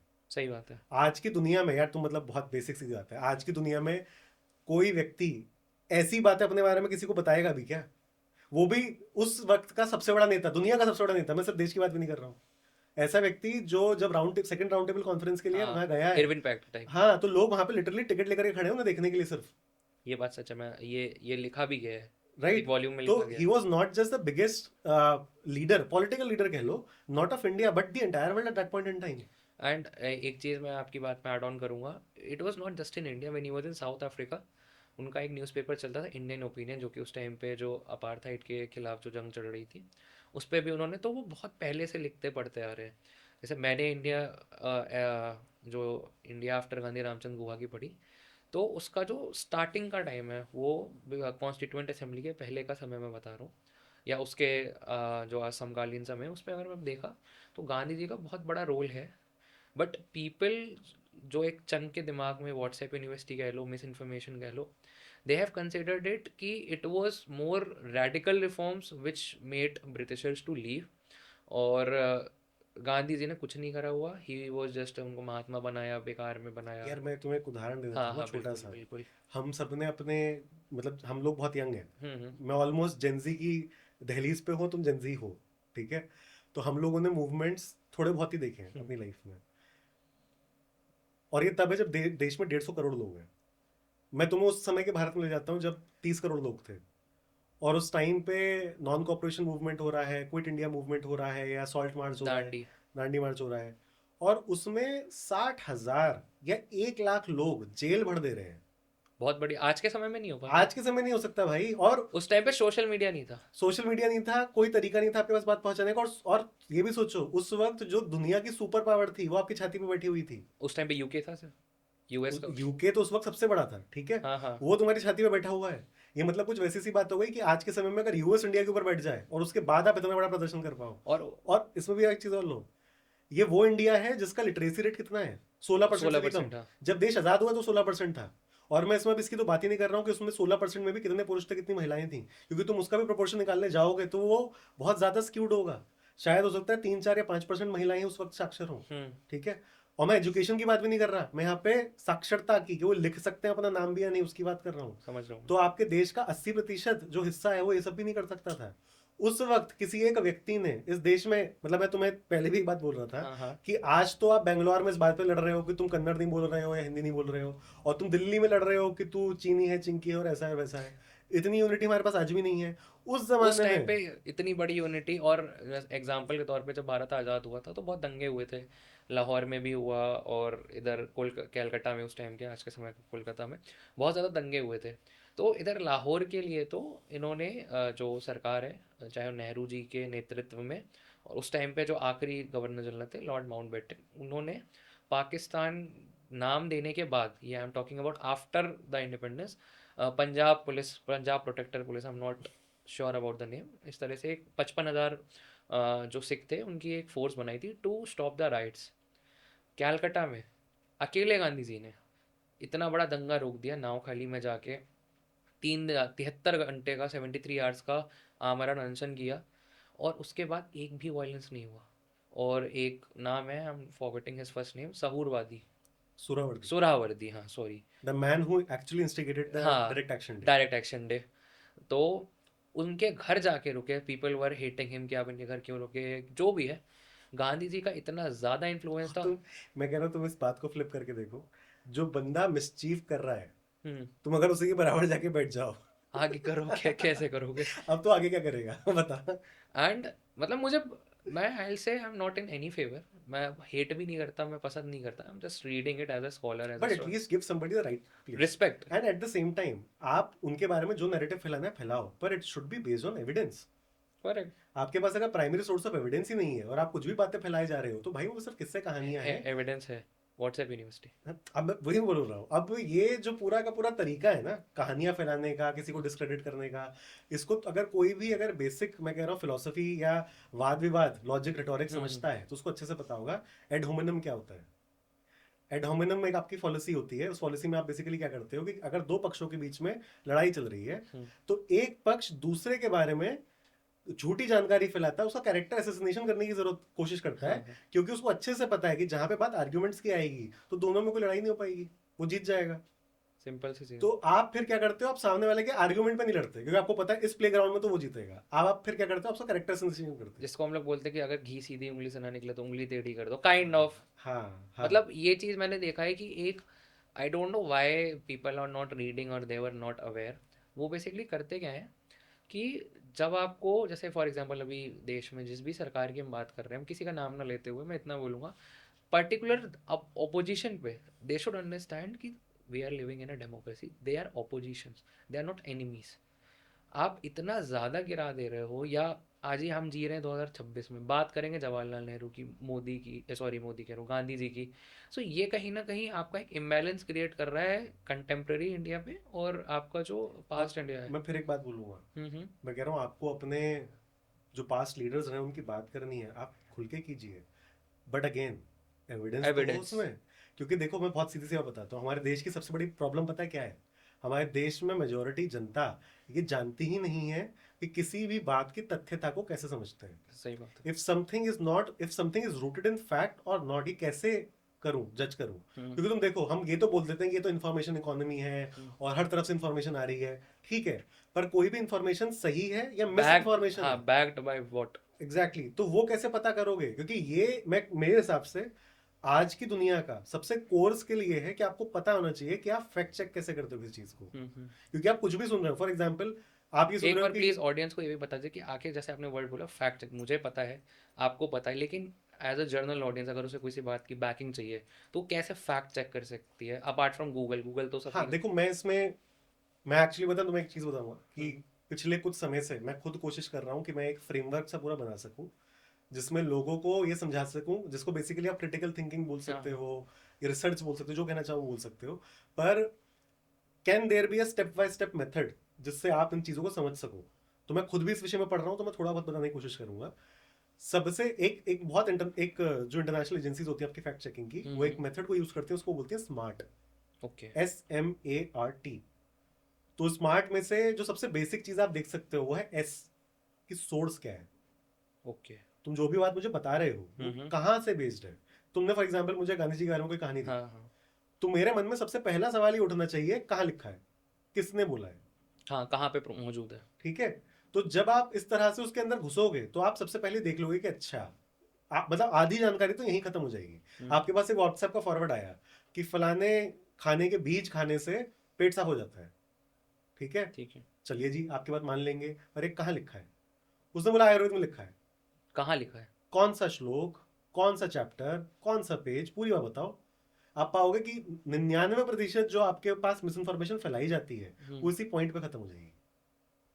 जैसे आप जाओगे ना कि मुझे लेके जाओ जहां ये बात लिखी है, are you developing some sort of software और something like that for this? Not a software, मैं इसके ऊपर कोशिश कर रहा हूँ मैं अभी क्योंकि कंटेंट के माध्यम से लोगों से इंटरेक्ट कर रहा हूँ, तो मैं कोशिश कर रहा हूँ कि सबसे पहले तो मैं इसके ऊपर ही अगर कोई लाइव स्ट्रीम्स वगैरह कर सकूँ where I am simply equipping people कि आप किस तरह से अपनी आम दिनचर्या में भी, जब आप दोस्तों से कनेक्ट कर रहे हो, फैमिली से कनेक्ट कर रहे हो, आप इंटरनेट पे कुछ भी पढ़ रहे हो, या मेरे जैसा कोई कंटेंट क्रिएटर आपको कोई जानकारी दे रहा है, तो राइट एट दैट मोमेंट कौन से सवाल आपके मन में खड़े होने चाहिए, राइट। क्योंकि अभी होता क्या है, देश जो अभी देश की प्रॉब्लम की बात कर रहा था, हम लोग कुछ भी सुन लेते हैं और मान आगे बढ़ लेते जाते हैं, हैं। मान लेते और हैं। पहले क्या होता था कि कोई भी चीज अगर कहीं पे प्रिंटेड है, लिखी हुई है, तो हमको लगता था कि यही उसकी क्रेडिबिलिटी है कि समथिंग इज प्रिंटेड।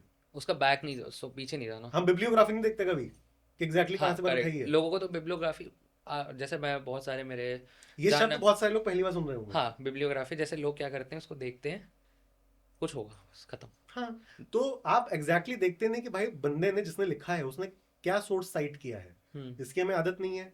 अब किताबों की जगह वो चीजें आ गई हैं टीवी पे, तो फिर टीवी पे होना शुरू हुआ कि आपके सामने अगर न्यूज एंकर ये बोल रहा है कि हमने कराची पे हमला कर दिया है, तो हमने कराची पे हमला कर दिया है। हाँ, पोर्ट हमने ले लिया हाँ, था। तो आप ये पूछते ही नहीं हो कि एग्जैक्टली करा भी है नहीं करा है।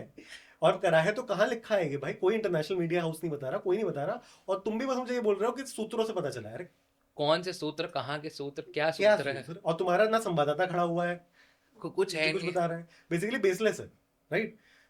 अब टीवी के बाद फिर हम सोशल मीडिया के उस पर आ गए। हम्म। आप सोच, मतलब एक्चुअली मैं जब हिस्ट्री के ऊपर वो बनाता हूँ, हम्म। कहते हैं रील्स, तो उसको काउंटर करने के लिए जो लोग मुझे आर्ग्यूमेंट्स देते हैं, मैं लिटरली उन्हें बोलता हूँ कि तूने ये फलानी पॉडकास्ट देखी हो, तूने यहाँ से बात ली है, क्योंकि मुझे अच्छे से पता है कि तूने कोई किताब पढ़ी होती तो तू ये बात कर ही नहीं सकता था। तूने गारंटीड इंटरनेट पे जो है फालतू के पॉडकास्ट घूम रहे हैं हिस्ट्री के नाम पर, मैं ट्रेंड हिस्टोरियन नहीं हूँ, पर मुझे फिर भी ये पता है कि कितने सारे लोग ऐसे हैं जो वो भी ट्रेंड हिस्टोरियन नहीं है, पर वो अपने क्लेम सोर्सेस कर को भी रहे हैं। साइट नहीं करते। इसी में अगर मैं सोशल मीडिया के हम लोग बात कर रहे हैं, टेक की बात कर रहे हैं, एआई अभी आपने बताया भी बहुत बड़ा थ्रेट बन रहा है लोगों के लिए। मतलब मैंने ऐसा फील किया, जैसे for example I started my career as a content writer when I was in class 12th। Okay. जब मैं स्कूल लाइफ में था तब से मुझे कुछ लिखने विखने का शौक था। तो that time I started with 40 rupees for 1000 word article. मुझे आज भी याद है, हो गए 6 साल हो गए। अगर मैं आज उसी को एग्जाम्पल लेके चलूँ, दैट टाइम कोविड से हम निकले थे सिर्फ। तो अगर मैं इसी को लेके बात करूँ तो जैसे कि अगर मैं देख रहा हूँ आज के समय पे एआई, अगर मैं अभी किसी चैट जीपीटी को लिख दूँ write an article, no doubt एक इंसान पढ़ के तुरंत समझ जाएगा कि वो एक एआई रिटन आर्टिकल है। बट स्टिल कई बार ऐसा होता है कि एआई काम चला लेता है। तो what do you think it's अ, और मैं एक एग्जांपल इसमें ऐड ऑन करूँगा। अगर मैं अपनी यूनिवर्सिटी की बात करूँ, मेजॉरिटी ऑफ द स्टूडेंट्स की मैं बात कर रहा हूँ, बहुत मतलब ये तो सबसे बड़ा बीइंग अ यंगस्टर मेरे लिए सोचने को पड़ गया कि क्या यार हम इतने ज़्यादा गर्त में जा रहे हैं। लोग अपने सेमेस्टर एग्जाम्स के लिए एआई से पढ़ रहे हैं, चैट जीपीटी से, और पढ़ भी नहीं रहे कि आप पढ़ रहे हो। They are citing this, chat GPT is giving them a summarised article, पढ़ लिया, एग्जाम दे दो। So do you think it's a threat to the creativity of the youngsters, AI is यार बेसिक? इसका बहुत अच्छा पैरेलल अगर मैं तुम बताऊं, हम्म। जिम होता है, जिम में मशीनें होती हैं, हाँ। आपको बेंच प्रेस मारनी है, हम्म। बेंच प्रेस पे आपको 100 किलो तक जाना है, 120 पे जाना है, 140 पे जाना है, हाँ। तो उसके लिए आपको खुद मेहनत करनी पड़ेगी ना। हाँ। आप बिल्कुल ऐसा कर सकते हो कि आप 4 आदमी रख लो, वो रोज आते हैं जिम में, और आप बस बेंच प्रेस पे लेट जाते हो, और उनका काम ये होता है कि वो साइड से साइड से रॉड उठा। उठाते रहते हैं। इससे बॉडी बन जाएगी? नहीं। उसी तरह से तुम स्कूल के अंदर या कॉलेज के अंदर जो तुम्हारे प्रोजेक्ट्स हैं, तुम उनको चैट जीपीटी से बना लो, तुम वो बनाने के बाद बिल्कुल पूरे दिन के लिए फ्री हो जाओगे। पर क्या लेकिन तुम्हारी यहाँ की मसल बनेगी उससे? और तुम्हारी यहाँ की मसल अगर नहीं बनी, तो मान ये लिख कर ले लो, तुम्हारे सामने कितना भी एडवांस टूल आ जाए, पर उसको प्रॉम्प्ट तो तुम्हें ही देना है ना। अब एग्जैक्टली किस विषय पे बात करनी चाहिए, ये कौन बताएगा? ये तुम बताओ। मतलब मैंने जो फील किया है, एनालिटिकल थिंकिंग और क्रिटिकल थिंकिंग, जैसे मैं पढ़ रहा हूँ फॉर एग्जांपल, मैं अपने आप को बहुत अच्छा नहीं बोल रहा, लेकिन मैं भी यूज़ करता हूँ AI, no doubt. But I use it as a help, हाँ, कि मुझे कोई चीज़ as an intern. As an, हाँ, जो आपने बोला बिल्कुल ठीक कहा। मैं देख रहा हूँ लोग उस पर रिलाई कर रहे हैं। अपना जो मेन काम जो शायद यहाँ पे एनालिटिकल थिंकिंग क्रिटिकल थिंकिंग का, एआई पे प्रॉम्प्ट डाल दिया, बन गया, हो गया। जो एक, जैसे हमारे I am from central UP, तो हमारे एक शब्द बोला जाता है कि अपनी बुद्धि लगाओ उस चीज़ पे, उसको सीखो, एक नहीं आ रहा है समझो। तो एक होता है ना हार्ड वर्क, होता है एक स्मार्ट वर्क होता है, ये शॉर्टकट ही ले लिया है। शॉर्ट, इसको मैंने एक दूसरी तरह से भी समझाने की कोशिश करूंगा। हम्म। इस जो भी लोग इस वीडियो को देखेंगे वो हम्म। बहुत सारे स्टैंड अप कॉमेडियंस को पसंद करते होंगे, हाँ, ठीक फॉर है? श्योर। अब आपका stand up comedian, favourite stand up comedian हम्म। अगर ये करने लग जाए कि ChatGPT give me 15 jokes जो आज रात को परफॉर्म करूंगा, तो उन जोक्स, ये तुम खुद भी करके देखना, तुम इस बात पे हंसोगे कि चैट जीपीटी को लग रहा है कि लोग इस बात पे हंसेंगे, हाँ। ठीक है? क्योंकि वो इतने बर्बाद जोक्स होंगे, लेम। क्योंकि उसमें हाँ लेम होंगे, उसमें विट चाहिए होता है भाई, और इतने क्लीशेड होंगे, तुम कहोगे यार तुझे लग रहा है लोग इस पे हंसेंगे।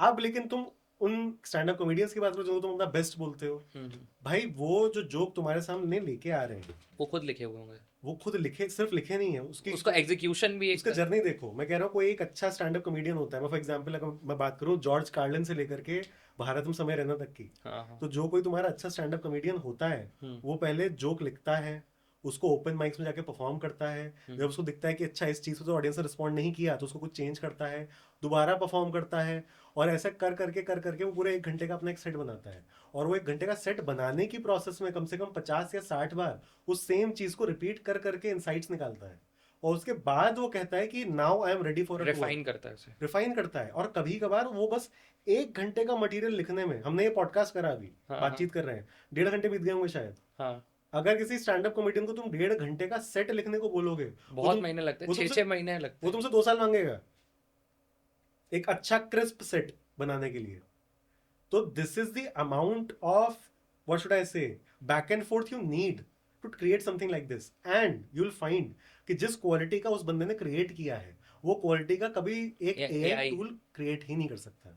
तो जो भी लोग अपनी फील्ड में थोड़ी सी मास्टरी के लेवल पे पहुंच गए हैं, वो एआई यूज ही नहीं कर पाते। मैं इसका एक और अच्छा उदाहरण देता हूँ तुम्हें। थोड़े दिनों पहले जो रोगन के पॉडकास्ट में बेन एफ्लेक आया था, Ben Affleck and Matt Damon. Okay. ठीक है, उनकी नई फिल्म आ रही थी नेटफ्लिक्स की, वो प्रमोट करने के लिए आए हुए। तुम जो रोगन उनसे ये बात पूछता है कि how do you use AI and everything, Ben Affleck का सीधा जवाब होता है कि मैं उसे यूज ही नहीं कर पाता। इट इज सो पुअर, वेग। It is so bad. मतलब आप उसके लिए एक अच्छी, मतलब आप तुम्हें डेविड फिंचर जैसी कहानी लिखनी है, ठीक है, तुम्हें वैसा स्क्रीन प्ले लिखना है, वो एआई नहीं लिख सकता भाई, वो डेविड फिंचर ही लिख सकता है। तो वही बात है, दिमाग जो है हाँ, हमारा। तो जो लोग सब ऑप्टिमल रिजल्ट से खुश हैं, hmm. They can use AI as much average. As possible. Average हाँ, है। कितने से चल जाता है यार। पर जिस व्यक्ति को कुछ एक्सलेंट बनाना है, वो आज भी इंसान ही बना सकता है। और जो लोग इस फील्ड में काम कर रहे हैं, उनको वो सबसे अच्छे से पता है। जैसे मैं तुम्हें बताता हूँ, मेरे लिए, मैं खुद भी एआई का इस्तेमाल करता हूँ, मेरे लिए प्रॉपर हायरार्की है कि जेमिनाई, क्लॉड, चैट जीपीटी, मैं किसका कब इस्तेमाल करूंगा। क्योंकि मैंने इतने साल उसको यूज कर लिया है पिछले 2 साल में, कि मुझे एग्जैक्टली पता है कौन सा किसमें बेहतर है। तो जो भी क्या लोग, क्या एक बार प्लीज बता दीजिए अगर कौन। मैं बेसिक तुम्हें बताऊं कि जैसे मैं कंटेंट क्रिएशन करता हूँ, हम्म। और उसमें मुझे कुछ भी अगर किसी चीज में डीप में डेप्थ में जाना होगा, हम्म। तो मैं जेमिनाई का इस्तेमाल करूंगा, क्योंकि उसका जो डीप सर्च है वो बहुत अच्छा है। ओके। और जो भी रिसेंट उनका अपग्रेड आया है, हम्म। वो बहुत ही अच्छा है। ठीक है, ओके। मतलब वो चैट जीपीटी से, मतलब मेरे ख्याल से, मतलब 2x 3x बेहतर होगा। और हेलुसिनेट बहुत कम करता है, ना के बराबर करता है ऑलमोस्ट।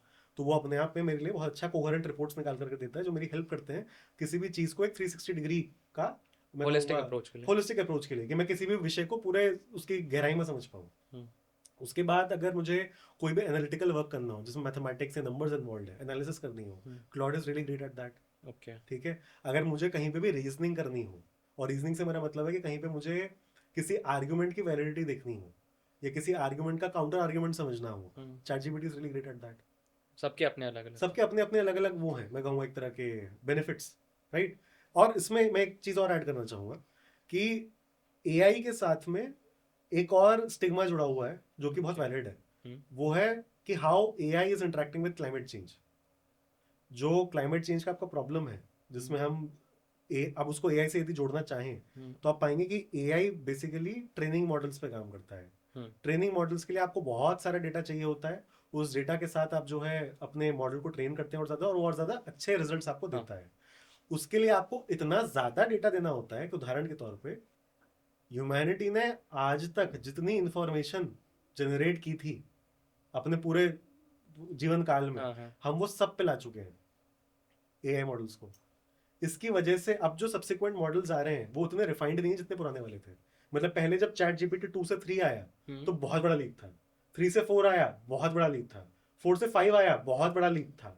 पर वो अब और धीरे धीरे कम होता जा रहा है। हम पाते हैं कि यार 4 तो शायद इससे बेहतर था, या 5 तो इससे ज्यादा बेहतर था, राइट। तो अब ये सब कुछ इसलिए हो रहा है कि जितनी इंफॉर्मेशन अवेलेबल थी आपके पास, आपने सब पे ला दी उसको। अब ये सब जो काम चलता है, ये सब चलता है डेटा सेंटर्स के अंदर, और डेटा सेंटर्स चलते हैं इलेक्ट्रिसिटी के ऊपर। और वो इलेक्ट्रिसिटी कई बार इतनी लेते हैं जितनी हजारों लाखों घरों का इलेक्ट्रिसिटी कंजम्पशन है। और ये मैं पर डे के हिसाब से बात कर रहा हूँ। एक दिन में उतनी इलेक्ट्रिसिटी लेते हैं जितनी शायद हजारों घर एक महीने में लेंगे। नहीं नहीं नहीं, एक दिन में ही लेते एक दिन। तो तुम बेसिकली ये समझो कि एक शहर था आपका, और आपने उसके बाहर एक डेटा सेंटर बना दिया, तो वो डेटा सेंटर उतनी ही बिजली लेगा जितना वो शहर ले रहा था। और तुमने अगर फॉर एग्जाम्पल एक, अब मैं पानी की बात भी करूंगा इसमें, कि डेटा सेंटर चल रहा है बिजली पे, पर जब बिजली पे चलेगा तो वो गर्माहट भी पैदा करेगा। और तुम्हें भी पता होगा, तुम्हारा फोन अगर फॉर एग्जाम्पल ओवर हीट हो जाता है, तो अपने आप ही वो कहता है मैं स्विच ऑफ कर रहा हूँ अपने आप, वरना फट जाऊंगा। उसी तरह से वो जो डेटा सेंटर है, वो जब गर्म हो गया है, तो उसको अपने आप को ठंडा करने के लिए कुछ चाहिए। तो अगर आपका data centre for example Norway में है, तो वहां पे तो टेम्परेचर इतना लो है कि उसको कुछ कूलिंग के लिए नहीं चाहिए। पर अगर आपका डेटा टेम्परेचर सोचो, आपका डेटा सेंटर अगर सोचो इंडिया में हो, तो उसको ठंडा करने के लिए कुछ ना कुछ चाहिए होगा। बिल्कुल। तो उसके लिए पानी लगता है। तो तुम पाओगे यूएस के अंदर भी जो बहुत सारे डेटा सेंटर्स हैं, या जो साउथ अमेरिका के अंदर, चिले में फॉर एग्जांपल बहुत बड़ा केस हुआ था कि गूगल ने अपना डेटा सेंटर लगाना चाहा। चिले अपने आप में एक ऐसा देश है जहाँ पे पानी ही प्राइवेटाइज्ड है। ओके। पानी ही प्राइवेट हाथों में आपने दे रखा है। और जो उनके बहुत लिमिटेड फ्रेश वाटर सोर्सेज हैं उसके पास में गूगल ने अपने डेटा सेंटर खोलने की कोशिश करी, और वो बेसिकली जो आम आदमी के पीने का पानी था वो अपने डेटा सेंटर को ठंडा करने के लिए जाना चाहते थे। और वो पानी ऐसा भी नहीं किसी क्लोज लूप में जा रहा हो, वो पानी बेसिकली इस तरह से जा रहा था कि वो ठंडा करेगा और फिर एटमॉस्फेयर में रिलीज हो जाएगा। तो फिर वो बेसिकली आप जो फ्रेश वाटर सोर्स है उसको आप सीधे हवा में भाप बना के छोड़ रहे हैं। एवापोरेशन। तो इसका मतलब है कि जो पानी आम आदमी के पीने के लिए इस्तेमाल होने वाला था, आपने उसका एक कॉम्पिटिटर खड़ा कर दिया डेटा सेंटर के नाम पे। तो इसलिए डेटा सेंटर्स एक्चुअली एनवायरनमेंट के लिए भी बहुत ज्यादा हानिकारक है अगर उनको हम इवॉल्व ना करें तो। उसका उदाहरण आप इस तरह समझो कि आप एक गूगल सर्च करते हो, तो गूगल सर्च करने में कुछ इलेक्ट्रिसिटी खर्च होती होगी किसी डेटा सेंटर में बिल्कुल। दूर। जो आपका एक वो है चैट जीपीटी का सर्च, किसी एआई का सर्च, अगर आप उस पर कुछ सर्च करते हो तो वो इतनी बिजली खर्च करता है जितनी 20 मिनट अगर आप एक 100 वॉट का बल्ब जलाओगे उसमें बिजली खर्च होती है एक सर्च में। एक सर्च में। तो मैंने यहाँ पे जो आपको पूरा वो मेन्यू कार्ड दिया एआई का कि ये ले लो ये ले लो, don't you think UNEP is working something on it?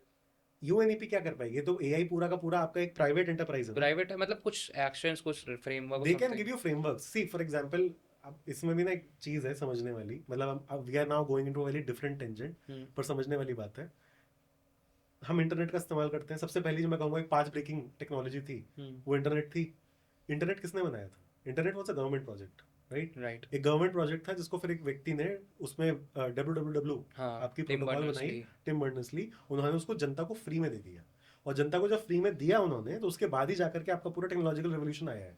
आपका अमेजॉन हो, आपका माइक्रोसॉफ्ट हो, आपके जितनी भी आज हम बड़ी बड़ी कंपनियों की बात करते हैं कि ये फलाना ट्रिलियनेयर, फलाना बिलियनेयर, ये सब किसकी नींव पे खड़े हैं? एक www वर्ल्ड वाइड वेब की सारी प्रोटोकॉल चीजें पे। A to Z। सब HTTPS और HTTP आपका उन्होंने बनाया था टिम बर्नर्स-ली ने, सब उसके बेसिस पे खड़ा है। हाइपरटेक्स्ट नहीं, वो हाँ, तो HTML था। नहीं वो आप सही बोल रहे हो। हाँ, hypertext transfer protocol, text transfer protocol, वो HTTP HTTPS दोनों चीजें जो थी उन्होंने ही कोड करी थी, उन्होंने ही बनाई थी, और वो फ्री में दुनिया को दे दी। और उसी के बेसिस पे आपका पूरा इंटरनेट की इकोनॉमी आपकी खड़ी हुई है।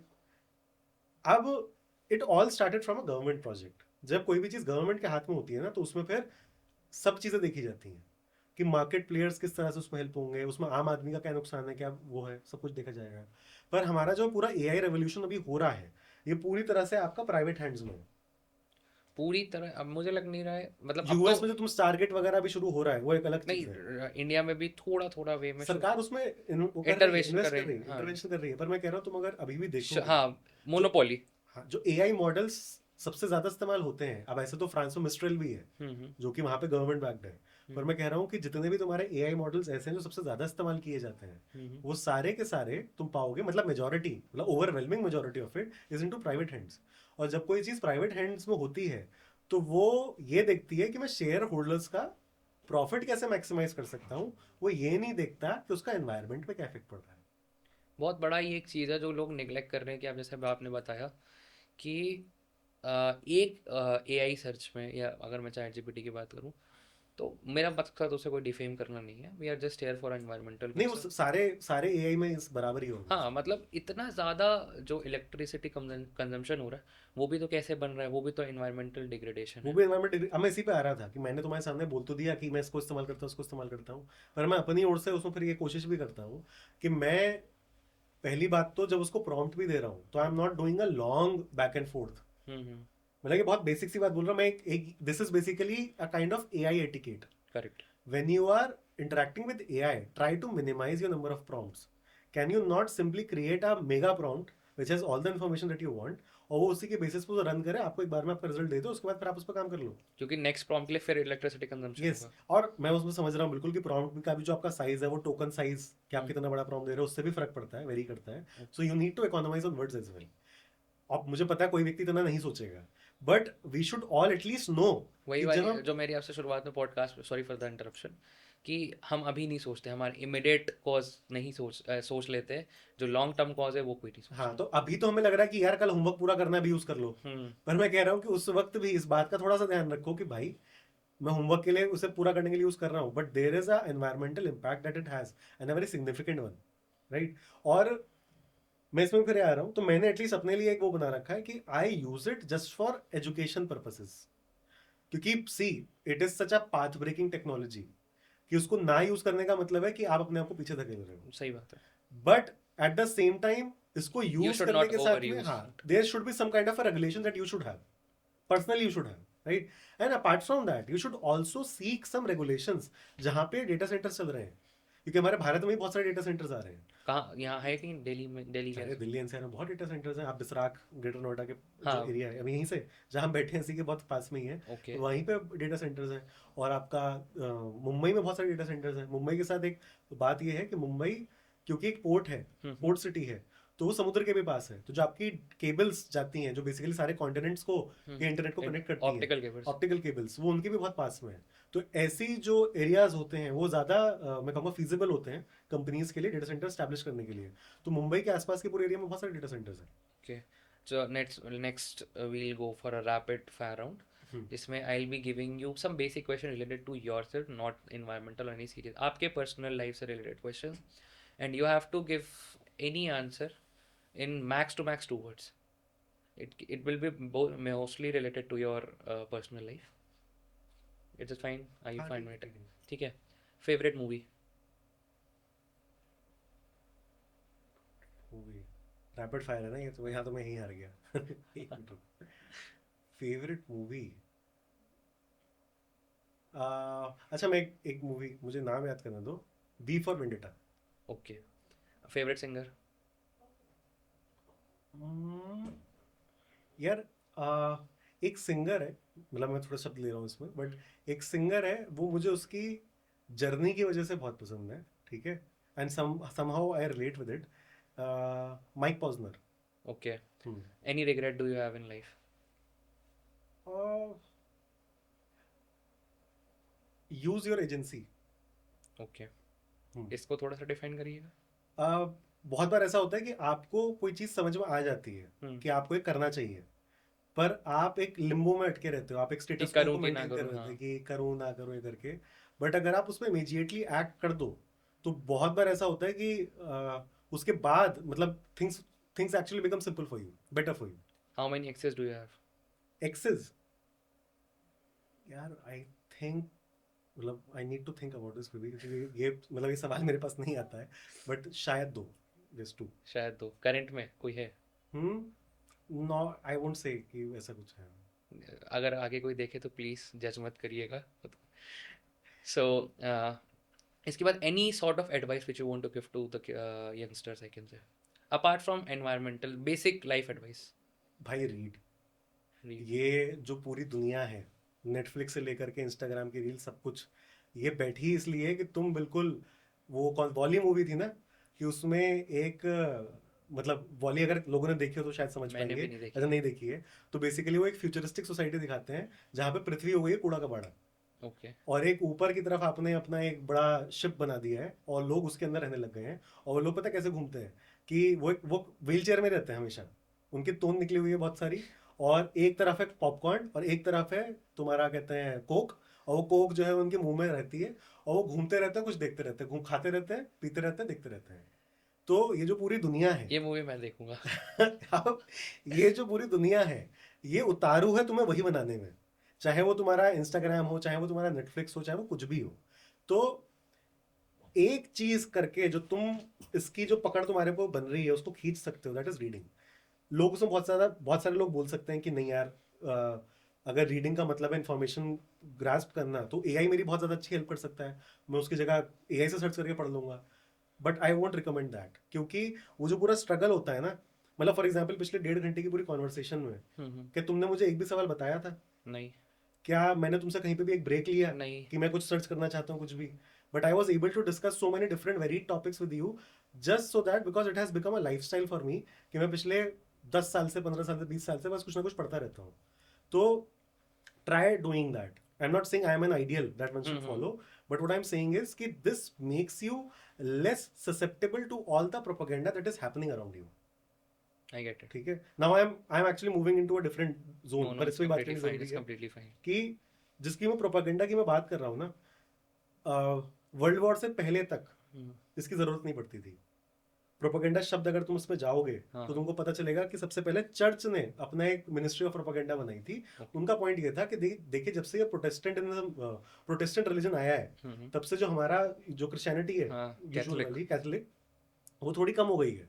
तो उसको और बढ़ाने के लिए जो बेसिकली हमारी भेड़ें इधर उधर चली गई स्प्रेड हैं, करने के लिए। स्प्रेड कर गई हैं, नहीं नहीं नहीं, मैं कह रहा हूँ भेड़ों का काम होता है कि आप जो गडरिया होता है वो बेसिकली उनको साथ में लेकर लेके चलना चलता चाहता है। है, हाँ। पर जो 3-4 एस्ट्रे चली गई हैं प्रोटेस्टेंट्स उनको के लिए बोल वापस, रहा था। हाँ, उनको वापस खींच के लाने के लिए प्रोपागेंडा की जरूरत पड़ेगी।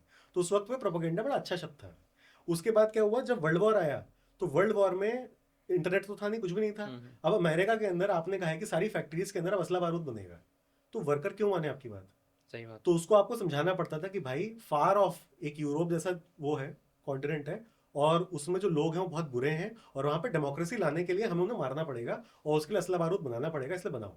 इसीलिए इसी को मैं एक चीज़ से रिलेट करूंगा, adding on to your point. There is one theory called agenda setting theory, hmm, जिसमें where you don't need to what to think, you have to think what to think about, उस चीज़ के बारे में आप क्या सोचना एग्जैक्टली है। Exactly, it is very closely related to this. तो मैं भी जो कहानी सुना रहा था, वर्ल्ड वॉर तो अब खत्म हो गई। वर्ल्ड वॉर जब खत्म हो गई तो आपके जो प्रोपेगेंडा मिनिस्टर्स थे जिनका काम था लोगों को इस तरह की इंफॉर्मेशन नैरेटिव्स देना, वो क्या करें? तो वो सारे के सारे जो उस वक्त के एफएमसीजी प्लेयर्स थे उन्होंने उनको हायर कर लिया। तो तुम्हारा एफएम के तुम्हारा वो प्रॉक्टर एंड गैम्बल हो, तुम्हारा ये फोर्ड कंपनी हो, they hired all the people who were actually feeding propaganda to the population during world wars. Okay. तो ये आपके पीस टाइम प्रोपेगेंडिस्ट बन गए। ओके। उसका नाम फिर बाद में बदल दिया गया पब्लिक रिलेशंस, पीआर। पीआर। आज आप जितनी फिल्में देखते हो, आप जितने मूवी रिव्यूज देख रहे हो, आप जितने गैजेट के रिव्यूज देख रहे हो, आप जितनी न्यूज देख रहे एवरीथिंग इज हो, PR. Everything is PR, everything is happening with some paid activity which is hidden from the end user, correct. और उसके बाद आपको बस एक चीज पिला दी जा रही है। That is particularly gate keeped, वो पर्टिकुलर चीज़ जो है एग्जैक्टली गेट कीप कर दी जाती और है। वो गेट कीप इसलिए की जा रही है क्योंकि सबके मन में एक भ्रम बैठा हुआ है कि क्योंकि हर एक प्लेयर्स का इस्तेमाल कर रहा है, right from political parties to मतलब as simple as a may a mobile phone company. Correct. तो जब सभी इस झूठ में शामिल हैं तो कोई इसको बाहर थोड़ी निकालेगा। तो सही बात है। करते रहो जब तक चल रहा है। Any dream destination which you want to go? Dream destination I have maybe, मैं दो कहना हाँ, चाहूंगा। बोल दीजिए। देश में, देश के अंदर हाँ। मैं पूरा नॉर्थ ईस्ट देखना चाहता हूँ। वाह। ठीक है, क्योंकि उन लोगों का जो पूरा का पूरा सिविक सेंस है और जो उसकी नेचुरल ब्यूटी है, और इन जनरल मैंने जितनी भी बातें वहाँ के बारे में पढ़ी सुनी देखी हैं, तो वो मेरे लिए बहुत ज़्यादा अट्रैक्टिव है कि मैं जाना चाहता हूँ वहाँ पे। और इंटरनेशनली अगर मैं कहूँ तो that would be Japan, Japan. क्योंकि जापान एज अ कल्चर और and as a society even right now वो जिस तरह से जी रहे हैं, चल रहे हैं, वो मुझे बहुत इंस्पायरिंग लगता है। तो I would like to see them first hand. That's all for today. Thank you so much sir for joining us. तो दोस्तों, आपने देखा कि कैसे एनवायरमेंटल की छोटी छोटी चीज़ें जिसको मैं और आप या हमारे जैसे तमाम युवा साथी इग्नोर कर देते हैं, वो हमारे लिए कितना ज़्यादा इम्पैक्ट डालती हैं। मैं आप सबसे आज मैं भी एक चीज़ सीख के जा रहा हूँ, और मैं आप सबसे एक अनुरोध करना चाहूँगा कि हम ज़्यादा से ज़्यादा पढ़ें, और वो जो छोटी छोटी चीज़ें हैं जो एक एनवायरमेंटल साइंटिस्ट के, सर तो फिर भी अपने आप को एनवायरमेंटल साइंटिस्ट नहीं बोलते, लेकिन एक एनवायरमेंटल साइंटिस्ट के नज़रिए से देखें तो हम लोग ये मान सकते हैं कि वो छोटी छोटी चीज़ें हमारे आने वाले समय में कितना ज़्यादा इम्पैक्ट डाल सकती हैं। देखते रहिए मेरे साथ द न्यू स्टूडेंट। जय हिंद, जय Bharat. Thank you so much.